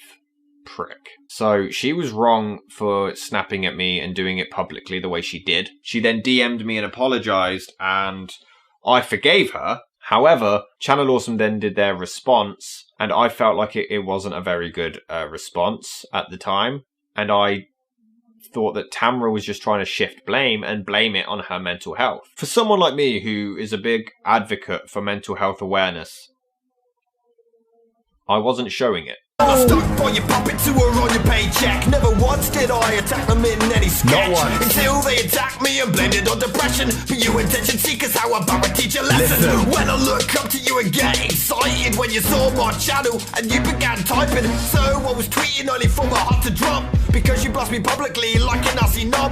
And then say sorry, it's my depression's fault. Well, you just made mine worse, so I guess I can't hold. Nope. And if this fitting song you find offensive, sorry, can't help it, it's my depression. And I mocked her depression. This was inexcusable. People say I only do YouTube to get famous, which obviously isn't true, because I wouldn't have done it for this long when I'm not famous. I did it for 11 years before I ever got my first payment from YouTube. I make the videos because I love them. But when I've longed for this taking off so much, and I am very proud of my work ethic. Anyone who makes content has to have an ego of some kind, because you have to be proud of what you're producing. Otherwise, what's the point in making it? So when I do these videos and finally I start getting views in, I felt good and I didn't want to let this go. For the next few months, it basically died down, and Change the Channel died for about a year. During this time, I became friends with a YouTuber called Naomi Sanders. Now, 2 months ago, Naomi came out to speak about her experience and claimed that I verbally abused her. I'm done running and hiding away every time I see your face, every time I see something connected to you, every time I see someone that even remotely knows you. Because I'm scared that they will tell you something about me and you will spread that as lies. And twist it in a way to make it fit your narrative. Because you emotionally and mentally abused me during our friendship in 2018, and you still continue to do so when you made a diss track about me, when you used fake accounts to message me and call me ugly. I am done, Robert Bohr, CinematicVenom. You cannot make me hide from you anymore. You are a horrible, horrible person. You do all these things, and then when it comes back to you, you claim mental illness and how it's damaging to you. Do you see what you do is damaging to everyone that you know? Naomi met me through Change the Channel, and we quickly became friends. She had friends who used to be on Channel Awesome, so she was quite, close with Change the Channel. We started talking, and she joined the infamous group chat. She was really into movies, really into music, and she said that I had inspired her to get back into YouTube production. Me and Pete, the Splice guy who I've done reviews with, he drove me to Leeds to film the shock treatment review with her. Filming was fun. It was lots of fun. The weird thing is, in her exposing video, she claims that I tried to force her to make an inappropriate gay joke when she hadn't come out as pansexual yet. I didn't know that she was pansexual, so that part is completely irrelevant. The joke itself wasn't that offensive. In the movie, someone sings to the appliance, "Dear Blender," and I thought, because in the review, Naomi parodies the song, Why'd you have to fuck up your legacy? Damn movie. I thought it would be funny if my gay character Percy walks in and she sings Dear Bender. Bender being a slur in the UK for a homosexual. Is this offensive? Well, yes, but I don't think it's that crude a joke to cancel someone over. It's a joke. This is another thing with the homophobia thing. You can make gay jokes without being a homophobe. This is what I hate about the 21st century now. You can't make jokes without there being an ulterior motive. I hate this whole PC culture. You have to watch what you say. You can't say the word fat.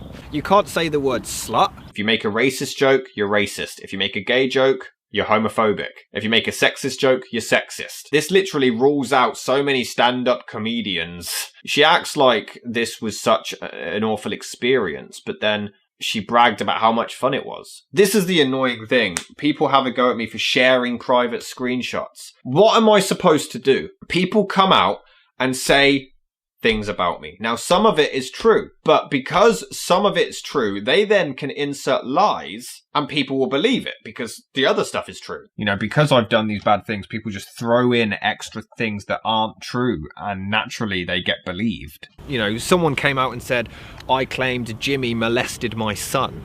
I never said that, but people automatically believe it. You post a thread on Reddit right now and say CinematicVenom kicked your dog in the head and people are going to believe it. There was even a thing, like, people are so obsessed with me being a pro-lifer. They twisted that out of context. There's only so many ways I can say it is down to the woman. It is her choice. I personally don't agree with ever having an abortion, but I'm not a woman, so it's not my choice. I have said that constantly, but people twist that and think I'm pro-life, as if that term always baffles me. Because, oh no, he's for life. He agrees with living. Like, what? And I'm just supposed to sit here and take it. If I come out with screenshots to prove that this person is lying, I'm wrong for revealing private information. People want evidence, but then when I give it, they complain. Do you want the evidence or not? Or they just say it's fake. I literally can't win. I could show you video evidence and you would say it's edited. Naomi has since came out with private screenshots, and I'm not saying, oh, she can do it so I can. She points out that I make rape jokes. Anything can be joked about, but I find it weird that during filming this happened. So Janet starts to have a shower. And I raped her. Bill. Sorry. You laughed. You didn't seem offended or anything. And again, if it was that bad, why did you brag about how much fun it was? You're one to talk, you homoerotic faggot. Well, you ain't gonna get a call from Channel Awesome now. No, do that again. What do you think? Percy, I'm going gay! What's it like filming with CV? The best experience ever. They're as bad as each other, but I feel like you're allowed to get away with sexist jokes more. Like, if you say the slightest racist joke, people have to go. I mean, it's got to go both ways. So that means that us girls are able to make ghost jokes against guys. But not even that. There's screenshots of her joking about fucking me. There's jokes where I joke about raping her, sure, but then she encourages it. It seems like if I do something wrong, I'm wrong. If she does something wrong, I'm wrong for manipulating her into doing it. That doesn't make any sense. So I'm wrong either way. If she does something wrong, it's still my fault. Skip to, I think, like the next month, I invited her to come and stay with me for a week. That does sound dodgy, asking a woman to come stay with you. You know, Jimmy would come and visit me for a week several times, and we'd just make content all week, and that was the goal with Naomi. I'm a very antisocial person because of my past with the bullying, and my family are quite, you know, introverted as well. I don't see people very often. I don't socialize a lot, so I'm indoors basically all the time. That's the obsession with YouTube began with that very thing. I was inside all the time, and the internet was my escape. The internet was a distraction from the bullying, and then over the years it just grew as a distraction and an obsession because it was the only thing I'm really good at. That's me being completely honest. It's the only thing I'm good at, so I would use it as an escape. So when it came to face-to-face interactions and socialization, I can't do it. So Naomi staying with me for a week, she'd get on my nerves after a few days. And it wasn't just her. Jimmy did the same. It's just how I am. It's nothing against the person. I'm just very, very antisocial. During her week here, we filmed a bunch of videos, and Naomi made me feel uncomfortable. This, at the time, again, with the anxiety, I overthought everything.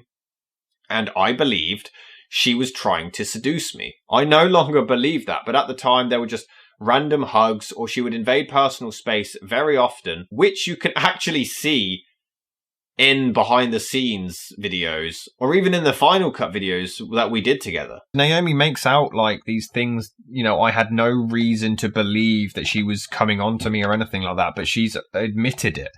Privately, she admitted to me that she understands that I was uncomfortable, and she said, you know, it wasn't her intent, which I believe, and she apologized for it. But now she's coming out saying nothing happened, nothing like that went down.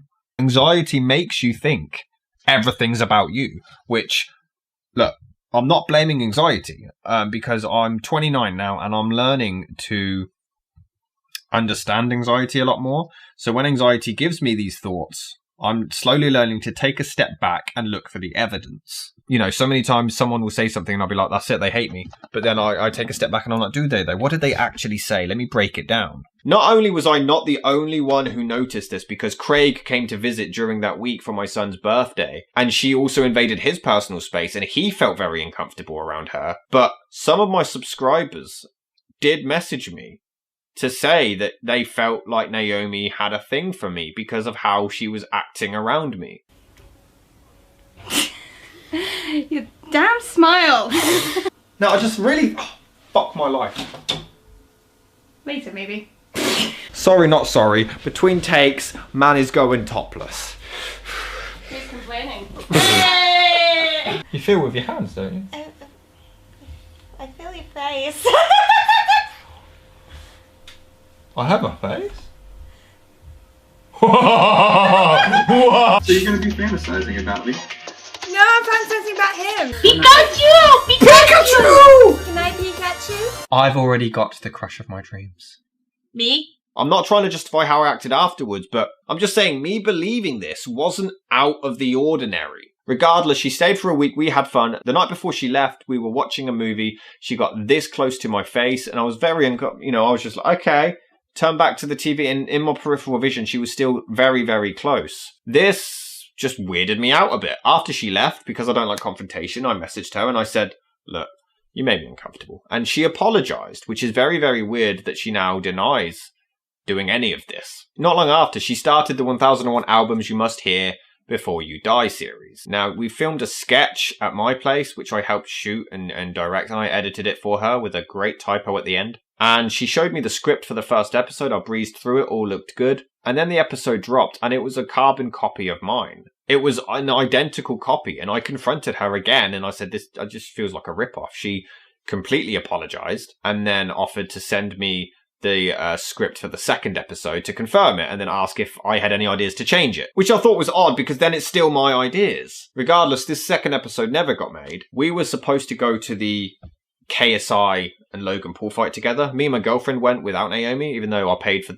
all 3 tickets. This led to just animosity between us, and we barely spoke. We still had each other on Facebook, but we didn't really talk. Then there was a whole argument about Amadeus, and we had this huge disagreement about movies, and it was just an excuse to just cut ties. We're like, you know what, this isn't working anyway. Even more so, because she did the 1001 albums, like the first episode, the audio was so fucked, and I pointed out you couldn't hear her. For someone who brags about doing video production and audio production, you couldn't hear a word she was saying. Yeah, I know fancy terms. I did 2 years of music tech. She then put up a video begging people for forgiveness and again telling me how amazing I am. It didn't help her case. So this wasn't a case of she upset me once and I flipped and did a diss track. And I'm not saying it makes it okay, but it was a lot of things building up to it. And I then did a diss track and threw Jimmy in there. Months prior, Jimmy didn't talk to me, and he never told me why. I got frustrated, and I had his password, and I logged in and closed his channel. 2018 was a bad year for me. He did some very bad things to me, which he acknowledges, which he's apologised for. We fell out about 2 years ago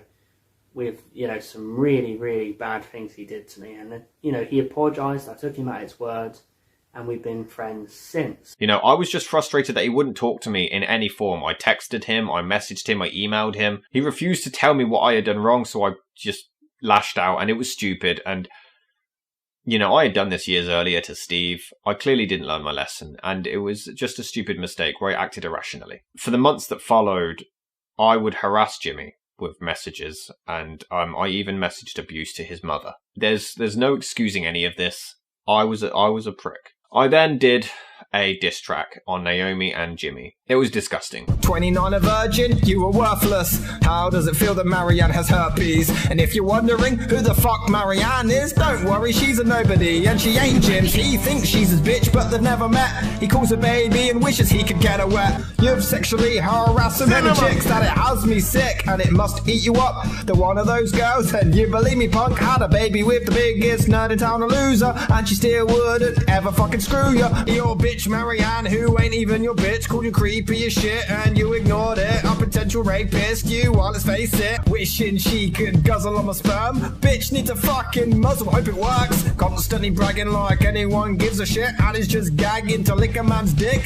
Getting right close, wanting to press lips. I was thinking, would I ever sex this? Why is Sloth from the Goonies this close? For a virgin hoe, you can't keep your lips closed. Brags about nothing, like a damn fashion. Bitch, it's all black, that ain't fashion, quit yapping. But writing gets praised online, but you said they judge you. Bragging about your shitty writing won't make me fuck you. Low self-esteem, people give me weird looks, so to deter them, I found a great hook. Stupid makeup to bring more attention to myself, cause I look like Gollum, I ain't neglecting the help, and it would help if a personality saved it. But I'm also ugly inside, and I hate it. Yeah, the power of low self-esteem. Wanted to fuck anything that talks. Spencer bro, ditch her at the airport and walk. In fact, she's so full of herself on Twitter, you probably think can her ego get bigger. But she looks like a dude and she ain't on her own, cause she's dating a guy who looks like a clone. Bitch, you're so arrogant, it took my news to reveal you even date a bro who looks like you. Maybe you're just a talentless, slutty little waste to use depression and past loss as an escape. You slated Jimmy for being creepy as fuck, but yet you tried to cream her nuts. But I slandered Naomi's name all over the internet, and I ruined all of her confidence, and she deleted her videos. I didn't post anything for nearly 2 years. I was so stubborn, like I thought I was in the right, and I used other accounts to harass her, and I brought her boyfriend Spencer into it for no reason. She had a curious cat, I would send her abusive questions on there. I was a very toxic person. I fucked up. I was an awful, awful person. I would do this at work as well. I would, you know, I would hear someone say something and I'd spread gossip and drama at work constantly. It would always cause issues. I'd always be in the office reporting someone new each week. That was just, again, more attention. Will was another one that I had previously done several diss tracks on. I insulted his girlfriend, his exes, you know, leaked private pictures of them to the point he was even in a mental facility.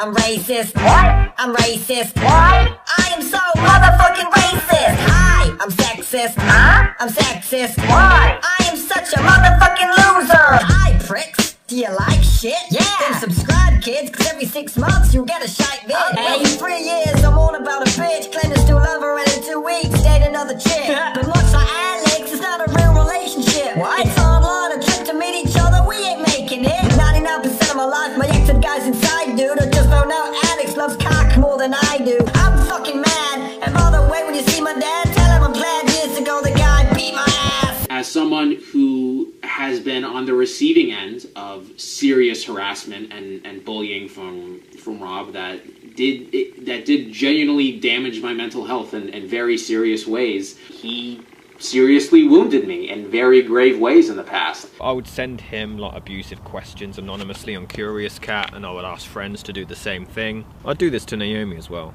It was awful. I found amusement in Will's pain. His harassment and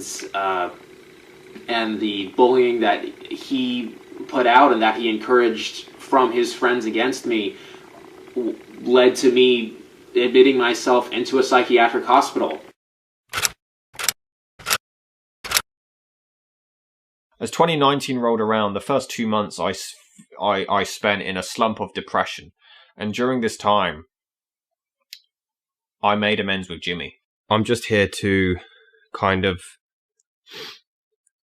clear the air and clear the name of my movie obsession. And there are a lot of things that I publicized and said about a lot of people. And Jimmy was one of them. Jimmy, I apologize. A lot of stuff should have stayed private, and I aired it out. And I'm sorry for that. The things that I said about Jimmy weren't true. I realized that I did him wrong. I did him dirty. And he was reluctant to actually trust me again, which is absolutely fair. This was when the Channel Awesome documentary happened. I didn't expect the blow up that happened. I thought it would be like another Channel Awesome sketch where it would get views for a little bit and then go away. I can't say that I regret making this documentary because I met some amazing people through it, including Kayla Hope Felker, who I've collaborated with. She's one of my best friends. I met her through this, and it brought a lot of people to my channel. The frustrating thing is that so many people would come through the Channel Awesome sketches or the documentary, and they would claim, oh, I've just discovered your video just because of this, and I'm going to catch up on your other content. But they never would. It was the opposite of before. You know, before people only wanted movie reviews. Now they didn't even want that. People only wanted drama. They didn't care about my content. They didn't care about me as a person. They just wanted me to feed drama. So when I post this documentary and like I wake up the next day, it's got like 100,000 views. I can't even remember how quickly they were rising, but within a week I gained about 4,000 subs. It was ridiculous. And again, this many years of trying to get this to take off, and then this happens. This much attention is driven to my channel. I don't know how to deal with it. I'm like, shit, what do? I panicked, you know. I was advised to capitalize on it, but how? I did one video and then I made my other content, but again, no one gave a shit. I went from getting no views and no attention to thousands of people seeing my content and hating me. When you go from no one seeing to a whole bunch of people seeing, it can take its toll on you. Well, what do I do? Because my main subscribers came for reviews, so I want to make those. But I want to make other stuff. But then these other people come along and just want the drama videos. So my attention's being driven in 3 different ways. I'd slave over a review, post an episode, and then someone would comment, when's the next Channel Awesome video? When's the next Change the Channel video? I did responses to Channel Awesome fans, and this did successfully keep Change the Channel alive a lot longer than the first time, and people enjoyed them and found them funny. Did I want Change the Channel to like me? Yes! I don't get why people act like they don't want others to like them. That is literally the definition of anxiety. Depression is thinking everybody hates you, but anxiety is constantly wondering if people like you. So of course I want people to like me. Of course I want to Change the Channel to like me. You know, I was trying so hard for my channel to take off. Endless nights of sleep deprivation and drinking. And I was trying so hard to get this to take off. And now I thought, shit, this is it. Of course, then the Erod stuff happened, and yes, I got carried away. I messaged him, I guess, too much. I was getting too involved. I won't apologise for making the content and making the videos, but I will apologise for trying to reach out to people privately so much for acceptance. I got carried away. Like, I remember I tried adding Alison Pregler on Skype at one point because she was nice to me on Twitter. I messaged Erod an awful lot because I wanted to be accepted. Now, I still disagree with how Erod treats people publicly and privately from what I've been told. The fallout with Change the Channel happened because I saw Holly say something, I felt like she contradicted herself, so I intervened, and an argument ensued. I then got depressed and suicidal, and then no one cared. This wasn't a ploy to get sympathy. I genuinely was having suicidal thoughts. When you've tried so hard to get your channel to take off, and then your channel starts to take off, and these people are basically responsible. Change the Channel were responsible for my channel to take off, and then they try to take it away from you. You're going to get defensive, and I'm like, this, other than my family, YouTube's all I have. So I just thought, I can't do anything right. YouTube is the only thing I'm good at, and I fucked it. Why should I even be here? As ridiculous as that sounds, that's how I felt. People always say, speak about your mental health, and then when people do, they ignore it, like now, like this. I completely overreacted. You know, I saw Holly say something and I thought it was hypocritical, so I pointed it out. And maybe I shouldn't have, but then it got heated and we went back and forth, and I felt like she was being an idiot. But I should have just let it go, you know, and I'm learning to do that. Be the bigger man and just stop arguing with absolutely everyone on the internet who has a keyboard. But I didn't. I argued with her, and it, you know, blew out of proportion. I literally put out publicly that I wanted to commit suicide, and not a single member of Change the Channel DM'd me to make sure I was okay. They didn't even tweet like a reply to say, hey Rob, I hope you're okay. Things are getting out of hand. Let's just simmer down. You know, something like that. Instead, Cybercat replied and just disregarded my suicidal plea. And these are the people that are claiming to be better than Channel Awesome. It doesn't make any sense to me. Brad DM'd me to make sure I was okay. Not a single person in Change the Channel made sure that I was okay when I was thinking of killing myself, but Brad Jones did. You know, they were there to blurt out any wrongdoing that Channel Awesome did. Absolutely anything. To the point, the Google document lists Doug Walker not being able to record a Skype call as a serious criticism in the same doc that features sexual harassment. But then when I feel like Erod was being unfair and cruel, they wanted it to be kept quiet. You know, they later said that they wanted me to stop doing these videos, but each one of them was commenting them and sharing them and laughing at them and wanting more. You know, they said I was leeching off the views of the Channel Awesome videos. So then I said, okay, fine. And I took them down. And then everyone complained that I took them down. Man, I can't win. And that brought us to the Change the Channel documentary in November last year. This dropping on Erod's birthday was genuinely a coincidence. The thing is, Channel Awesome can't do anything right. Like, they put up a picture of them all having dinner with Brad for his anniversary or something. Just having dinner. And Soft Lavender shared it, was like, look at these losers or something like that. I was like, they're having dinner! What are they? I don't understand. There were things spread about Brad on his wedding anniversary. As a petty way of revenge, I thought, right, I'm going to set this to drop on Thanksgiving. I didn't know of any other date in November that would bother them, so I put out a tweet, which is no longer accessible. However, I finished the documentary ahead of time, and I thought, you know what, let's drop it early. So it was just a random, let's drop it now. Boom, upload. I didn't know it was Erod's birthday until I found out the next day. Marsha still holds it to this day that I treated her horribly, but if you look back, I have done nothing to her. All the things I did were to her husband Erod. I was more confused because I talked to Marsha a lot, and she would say one thing and Erod would say another. And this isn't anything against Marsha, you know, I've still got nothing against Marsha. But she would say, email Erod, he'd love to do a review with you. And then I'd email Erod and he would always say no. So it was just confusion and conflict. I can relate to Marsha a lot, you know. I'm assuming she has anxiety because I have never done anything to Marsha. I haven't. I did things to Erod because I felt like he was mistreating people, and Marsha thought I deliberately did them to him to get to her, to upset her, which is a sign of anxiety. I understand why Marsha was upset, but I never did anything with the intent to hurt her. You know, I had issues with her husband, but I completely understand her anxiety believing that I was doing things to hurt her, but it was never the case. I've still got no problems with Marsha. You know, she joined in with Holly to spread lies about me, but that was time ago, and I'm over that. So what I did with Change the Channel, I was desperate for attention, and that's true.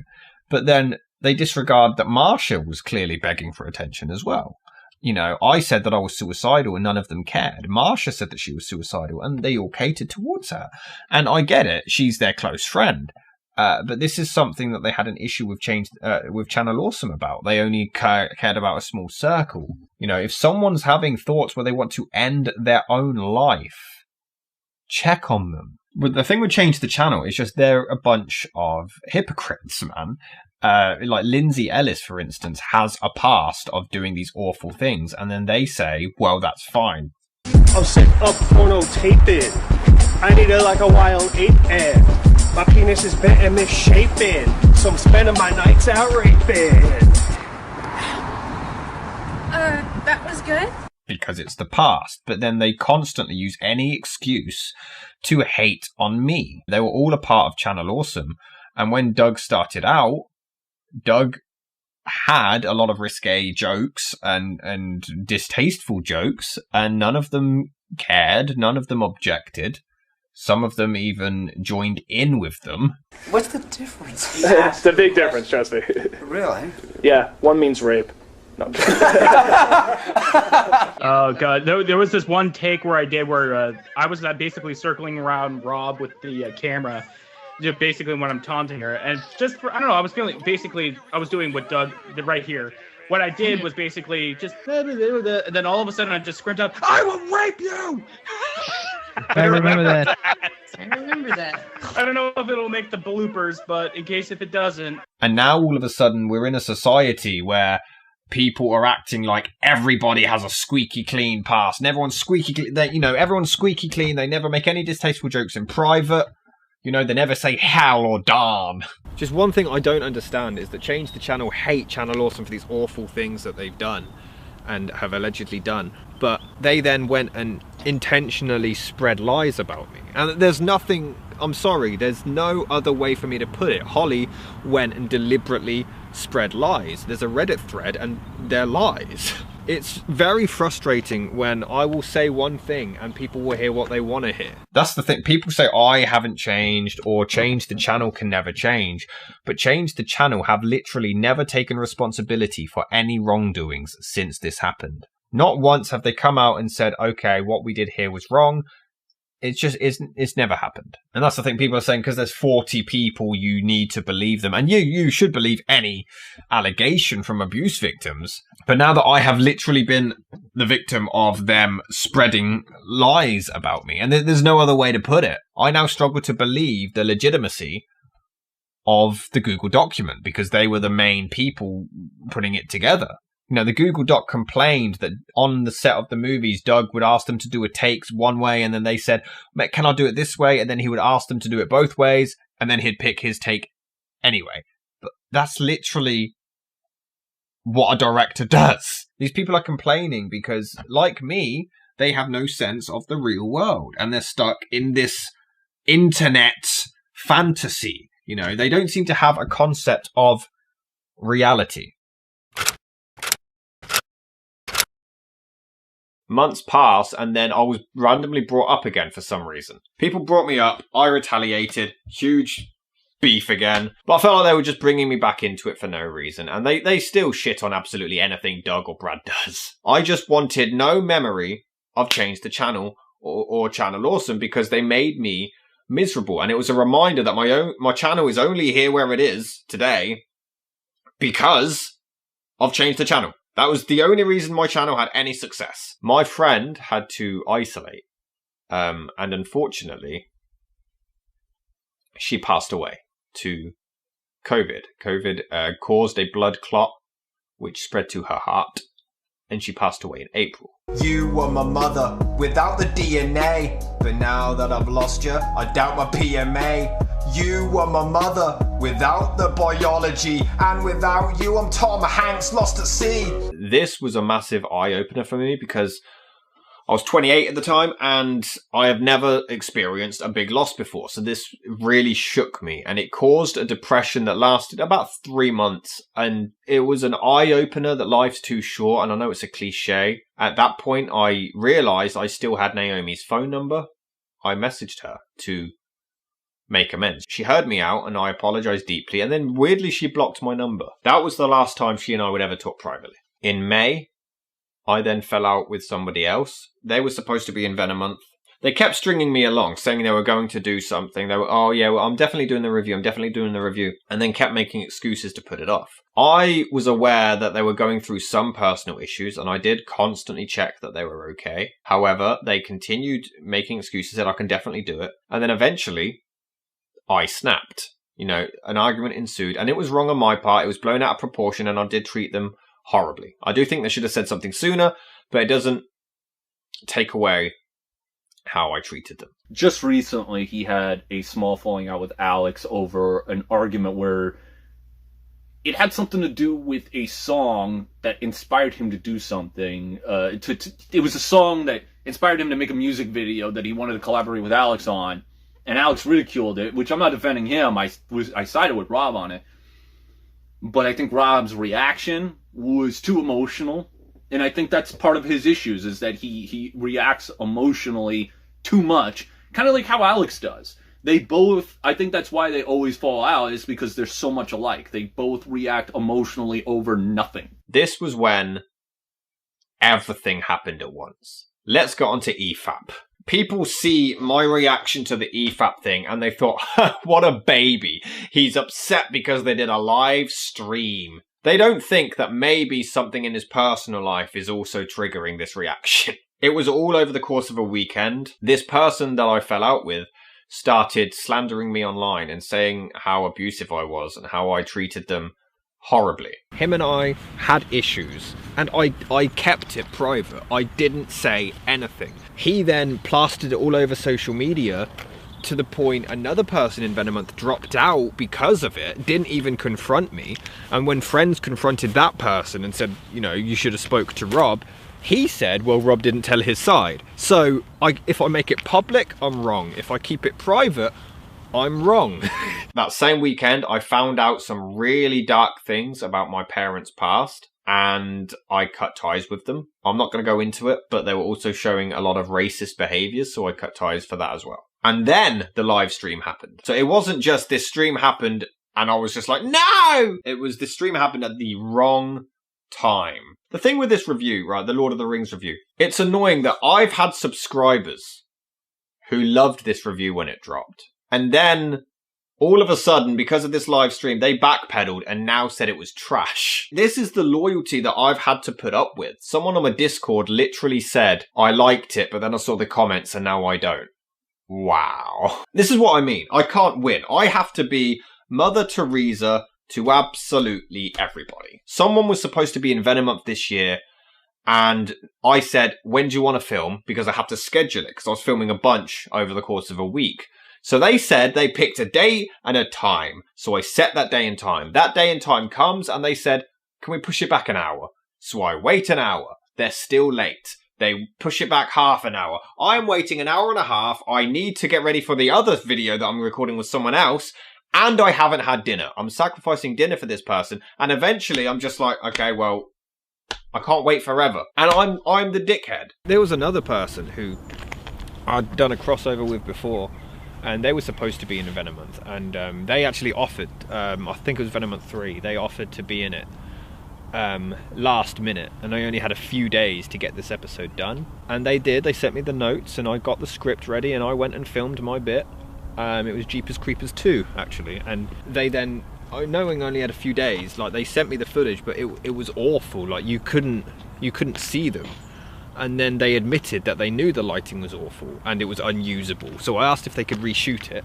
I don't understand why you'd shoot it knowing it's unusable. They then said they promised me that they'd reshoot it, and they didn't, so I had to just edit around it in just a few days. But again, like me getting annoyed at that, I'm the devil because someone let me down and lied to me. There's part of me that's seeing the progress. It's still a working in progress. He still needs to have more control of his emotions. He isn't Satan. He was a wannabe Satan at one time. I'll say that. He was a wannabe Satan. He was a wannabe rebel, a wannabe Slim Shady. Like, I would get DMs from subscribers who would message me every 20 seconds. And if I don't reply, I'm an arsehole who doesn't appreciate his fans. I had a subscriber who wanted to come to my house to hang out with me for a week. And then when eventually he gets too creepy and annoying and I tell him to leave me alone, again, I'm the douchebag. There's no right way for me to act. I'm just supposed to take all of this. And this is the problem with a lot of YouTubers. They just have to be absolutely perfect. It doesn't matter what you do to trigger their reaction. They've reacted a certain way, so they're wrong. You're only seeing from when they've decided to click the record button. And again, this isn't justifying it. I am wrong in certain ways. There are things that I get wrong, objectively wrong, in the review. People think I'm a troll who doesn't really hate Lord of the Rings. No, I do not pretend to hate Lord of the Rings. I don't like it. What you have to understand is that I've spent years not liking Lord of the Rings, and any Lord of the Rings fan who comes up to me, you don't like Lord of the Rings? No. Oh, you should read the books. They won't accept it. Like, even on that first sentence, I don't like Lord of the Rings. No one's like, oh, really? Well, tell me about it. Tell me why. It's always immediately, you don't know what you're talking about or you haven't read the books. The thing is, I will say this. I acted like a little bitch. I had so much going on and I just lost it. I think it's been interesting how over time, with the various controversies, I daren't even call them, a lot of it's just been internet drama that Rob's been involved with subsequently, that he has seemingly learnt his lesson from seeing other people respond in a similarly overdramatic, perhaps even immature way, but also at the same time, you know, he's kind of learnt to deal with it better. One of the things that I think helped us get back in contact about, I think just under a year ago now, was that I had just I kept an eye on his social media, because I had no hard feelings towards the guy, and I was just kind of interested to see how his channel went and everything, and I saw he was doing better, and then he got in contact at some point, we spoke to each other, and he told me about this controversy that he was having, and I really looked into it, and I was kind of, like I said, I was just kind of impressed with the way that he dealt with it. He seems not to be rising to it as much. He seemed to be reasoning his response. There was, you know, the usual Rob thing of some maybe misplaced like jokes and things in there, but you know, I didn't really watch his video about that, but I was intrigued that he got a lot of backlash and hate and that he dealt with it in a very sort of communicative way. And I've seen this ridiculous, there's some YouTubers who jumped in and did like a, was it like just hours and hours of live stream where they just sat there pulling apart his video, and I just thought to myself, is this the best thing you've got to spend your time on? How do you sit and watch a whole EFAP stream? You need to fucking book in holiday time to sit down and watch that shit. People were basically doing to Rob what I think Rob had done to other people. People were getting over emotional, over dramatic, you know, sort of everything was, you know, really, like I say, I mean, the same way that Rob would have written like a diss song about someone who he'd fallen out with in a minor way in years gone by.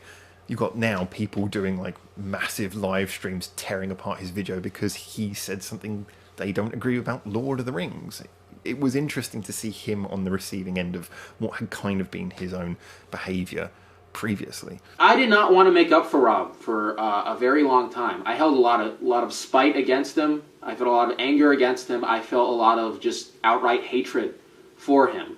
Not even for what he did to me, but for what he did to people close to me, people I loved, people I cared about, because when we were in the midst of that drama, it really just spread like wildfire. I was not willing to even hear his side on anything. And then the Mahler video happened. When you get an atom bomb thrown at you like that, as a small YouTuber, from a channel as vicious and influential as Mahler, I think it almost works as a reset button of sorts.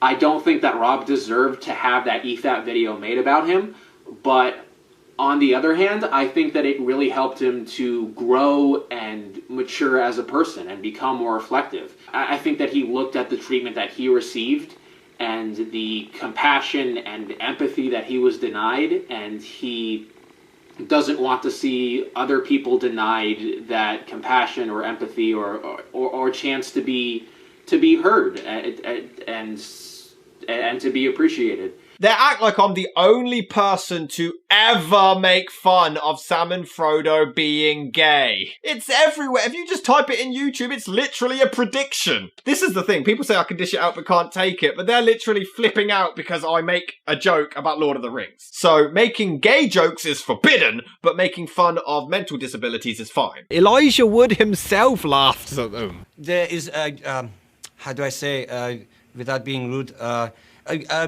gay connotation.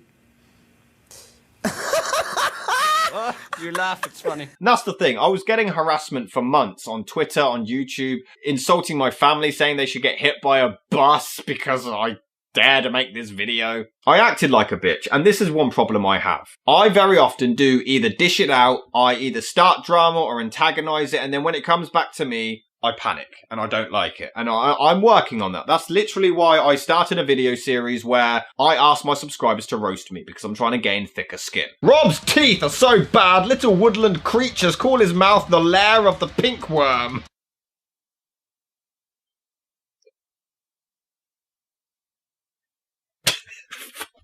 Most of my friendships is me roasting people or them roasting me. You can see it in bloopers. Floor 9 could suck my cock. Because you don't. Didn't have one anyway. An orgasm or an ego? Either. Ah, yeah, that's because you're shit. No! Oh! Put green ones on. Put your mum on. I love that. Like mother, like daughter. You remind me of the babe. What, babe? The pig. Am I pushed? No, you're ugly, Spy. People perceive that as me being a dick. It's just how the UK communicates with friends. You're wearing fucking pyjamas, bruv. Shut up, man. You're like the world's fattest toddler. I mean, I don't mean that. Are we going for shots then? What were you saying about going to the gym? What were you...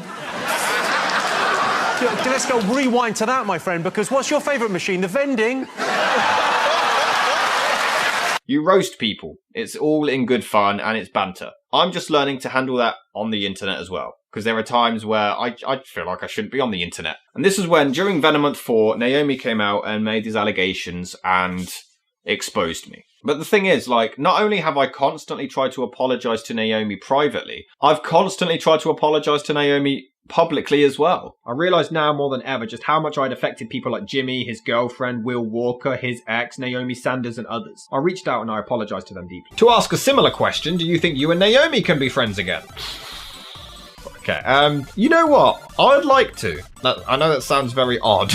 The thing with Naomi was, I was wrong to publicise it and put it all over the internet, and I've reached out to her privately to try to make amends, and she blocked me and doesn't want to talk to me, which is absolutely fine. I've gone through different avenues to try to make contact, and she's blocked me on every one. Again, we had good times. I miss them. I'd like to, but obviously she doesn't, so it's whatever. There's been a lot of people that I've kind of defamed and I've slandered online. Obviously, me and Jimmy are bros now, but I sent him a message. And I was like, now I know what it's like, and I'm sorry. I sent a message to Will. I'm sorry. From the bottom of my heart, I am sorry that I put you through this. And I sent one to Naomi. Naomi did not reply. She blocked me. But now that I've experienced it firsthand, the online bullying and online slander on such a grand scale, it's made me a lot more aware of my actions. So I came on here and I did diss tracks to certain people and brought it to the public eye, not really caring what others thought or how much it hurt them. And to those people, I apologise. Naomi brought up the fact that I said the N-word privately to a friend as a joke, even though she constantly defends PewDiePie, who said it publicly. Like, a lot of this just doesn't make sense, and I just found it weird that she would fight tooth and nail to defend and support Change the Channel, but they have literally boycotted anyone who supports PewDiePie, which she has openly done on several instances. She was doing this because that person who was supposed to be in Venom Month went to her. Now that person was doing to me what I did to Naomi. Which baffles me, because although it's karma, you're now as bad as you claim me to be. Because I used to think this. I used to think, well, you deserve it, you did it first. But now you're just as bad as you're claiming me to be, so it kind of makes your argument null and void. This person slandered my name all over the internet, and now you're doing it as well. You're literally doing what I did, and then claiming that you're better. And that's that. If I defend myself, people always say I'm like deflecting blame, and I'm like, well, what about this? What about this thing that you did? And that's not the case. I take full blame and full responsibility for what I did to Naomi. But I don't want to just stand around and watch her paint herself as this perfect angel, because she helped me harass Will. She helped me harass Jimmy. In her one episode of the 1001 albums, she insulted Jimmy in that video. Whenever I say, what are you doing? You've done this. People always say I'm deflecting the point or the blame, but they fail to actually explain that point. It's not whataboutism, it's me making a valid point. I've taken responsibility, but you're not. You're the one deflecting the blame. Yes, I've done these things, and I've regretted them, and I've apologized for them, but you've done this, and you're ignoring that. I get that she's upset, and I did treat her horribly, and that's why I haven't spoken out since, because I've let her do her thing. She's leaked screenshots, but she doesn't come across as an abuse victim a lot of the time. When you're dancing around your room to music and then bragging on deleting TikTok, I'm sorry, it doesn't come across like you're actually traumatized. It seems like you're a dick who's doing this for attention. That's that, and I hope that's not the case, Naomi. I hope it's not. That's how it's coming across. He's kind of admitted it's his own karma, because he's hurt a lot of people, and now he's being hurt. But the thing is, I must say, I have seen a real major change in CinematicVenom, in Rob, over the last however long we've been friends again. He has grown in kindness, in understanding. I've seen him do things I would never see the old Rob do, which is try and understand people's situations more, try and understand how his actions affect people, try and understand things he was ignorant about in the past, some of his beliefs. One of Naomi's main claims in these videos was that there's been no change in Rob at all, and he always says he's going to change and then there's no change whatsoever, which makes no sense because they haven't been in contact for the last 2 years. I have seen lots of change in his desire to be a better person. I just have.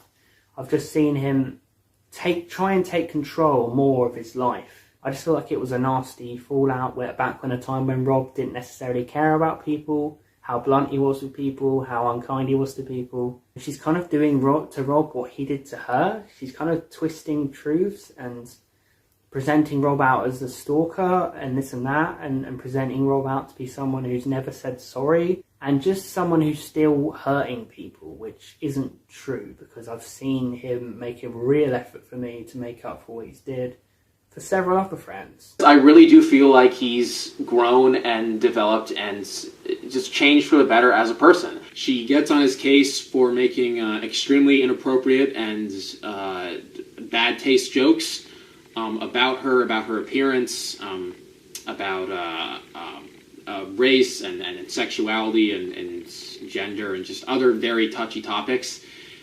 I think that's pretty rich coming from her, because I've seen chat logs that she made with Rob and her other friends going after my ex-girlfriend universe and other people who are close to me, which were extremely tasteless. I just wish that she could practice what she preached a little bit more. And I didn't hear one apology for the way that she spoke about my ex-girlfriend or female friends in my circle. I'm still waiting for that.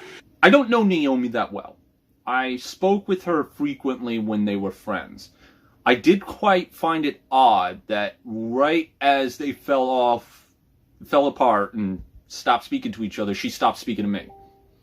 I remember distinctly that she would always communicate with me at that time talking about music, which I didn't mind. It didn't have the time of day to talk to me anymore. To claim abuse, I mean, Rob's owning up to some of the abuse that he has apparently done. I haven't been there. I'm not going to comment on if he's doing that or not, but I can tell you right now, it's more likely than not that he is remorseful for any negative reactions that he has caused. Because throughout our talks, he has asked me why have I still remained friends with him after all these years, after all the stuff that he's done to me. But the girl that he's with now, who he's been with for about 4 years, seems to have settled him down a bit. A bit. I say a bit. Because he still has his moments. He has his moments like with Alex. I'm still not perfect. Obviously, I still have moments where I do say things irrationally. I'm learning from it. You know, I don't plaster it all over the internet. I talk with the people and I work it out now. But I normally let it simmer for things to de-escalate. And, you know, I'm not going to come here and say I'm a changed man and I don't do this anymore, because I do. I want people to learn from my mistakes. And obviously I know people here are watching and saying, well, no, because I'm smart enough to not do them in the first place, which is absolutely logical and makes perfect sense. But my point is, everyone makes mistakes. And you're lying if you say you've never, you know, Facebook stalked someone, or you've never typed a nasty comment, or you've never said something out of anger. You know, obviously they won't be as extreme as mine. And I fully understand that and I appreciate that. But I'm just saying, like, everyone's made these mistakes, just not on such an extreme level. And I want people to, you know, take a step back and not let the internet create an ego. And again, I'm not blaming the internet, because it's still my fault for, you know, I was in full control of my actions. And at the time, I agreed with what I was doing and with what I was saying. So it's not the internet's fault. It was completely my fault. But I'm here to just hope that this message gets out there and that people understand what I'm saying. Rob is someone who I think is very genuine about what he feels and what he thinks, but I don't think he has a very good grasp sometimes on what other people think and feel, which gets him into all these troubles. But I would always say the key with anything, if someone offends you, the key thing is to think about intention. Were they misguided? Were they working on incorrect information? You know, what was their intention? And one of the examples I give is, like, imagine you have like a white person who's liberal. Everyone knows they're a supporter of a lot of good causes. They clearly have never been like a racist or anything. And then one day they're caught in a joke using the N-word yeah, obviously they need to be hauled up and they need to be told you can't do that. That's not right. That's a bad thing to do, and you know they need to have that explained to them. But that's fine though, because you can forgive them on the basis that okay, what you did was stupid, but you're not actually a bad person at heart. And then you can have someone like who, shall we say, certain orange-haired politicians who don't openly say the N-word, but will do things like, you know, and not have an actual Muslim ban, but, you know, ban people from only Muslim countries and stuff like this. And you can say, well, look, no, you actually are racist because we know your intention. We know what you're thinking. And to me, that is kind of the big thing that it gets swept away a lot in the internet. It doesn't get, people don't seem to notice that the intention is there, and is more important often than the action. Yes, obviously your actions have to have consequences, but I felt that just a lot of what I saw with Rob, like the things that people were saying about Rob online, when I got back in contact with him, I was like, I'll be happy to stand here and slag off Rob if you want to, but these things are not true. It's like, you know, when I talk about things that Rob actually does, which they sort of misread situations, not appreciate other people's perspectives, get over emotional, say words that he should think that he can't take back, we can get into all of that. But when people started calling him stuff like, you know, they were calling him like homophobic and racist and whatever, I was like, yeah, these things aren't Rob. You know, if you want to slag off Rob, talk about the things he actually does. I think that Rob seems to have matured and learnt the only way possible, which is from being exposed to being the victim of crazy internet behavior. I wish him the best, and I'd be happy to work on anything with him again, as long as it doesn't involve wearing stupid fucking latex masks. I genuinely wish him the best. I think that he's still got a lot of things to learn, but don't we all?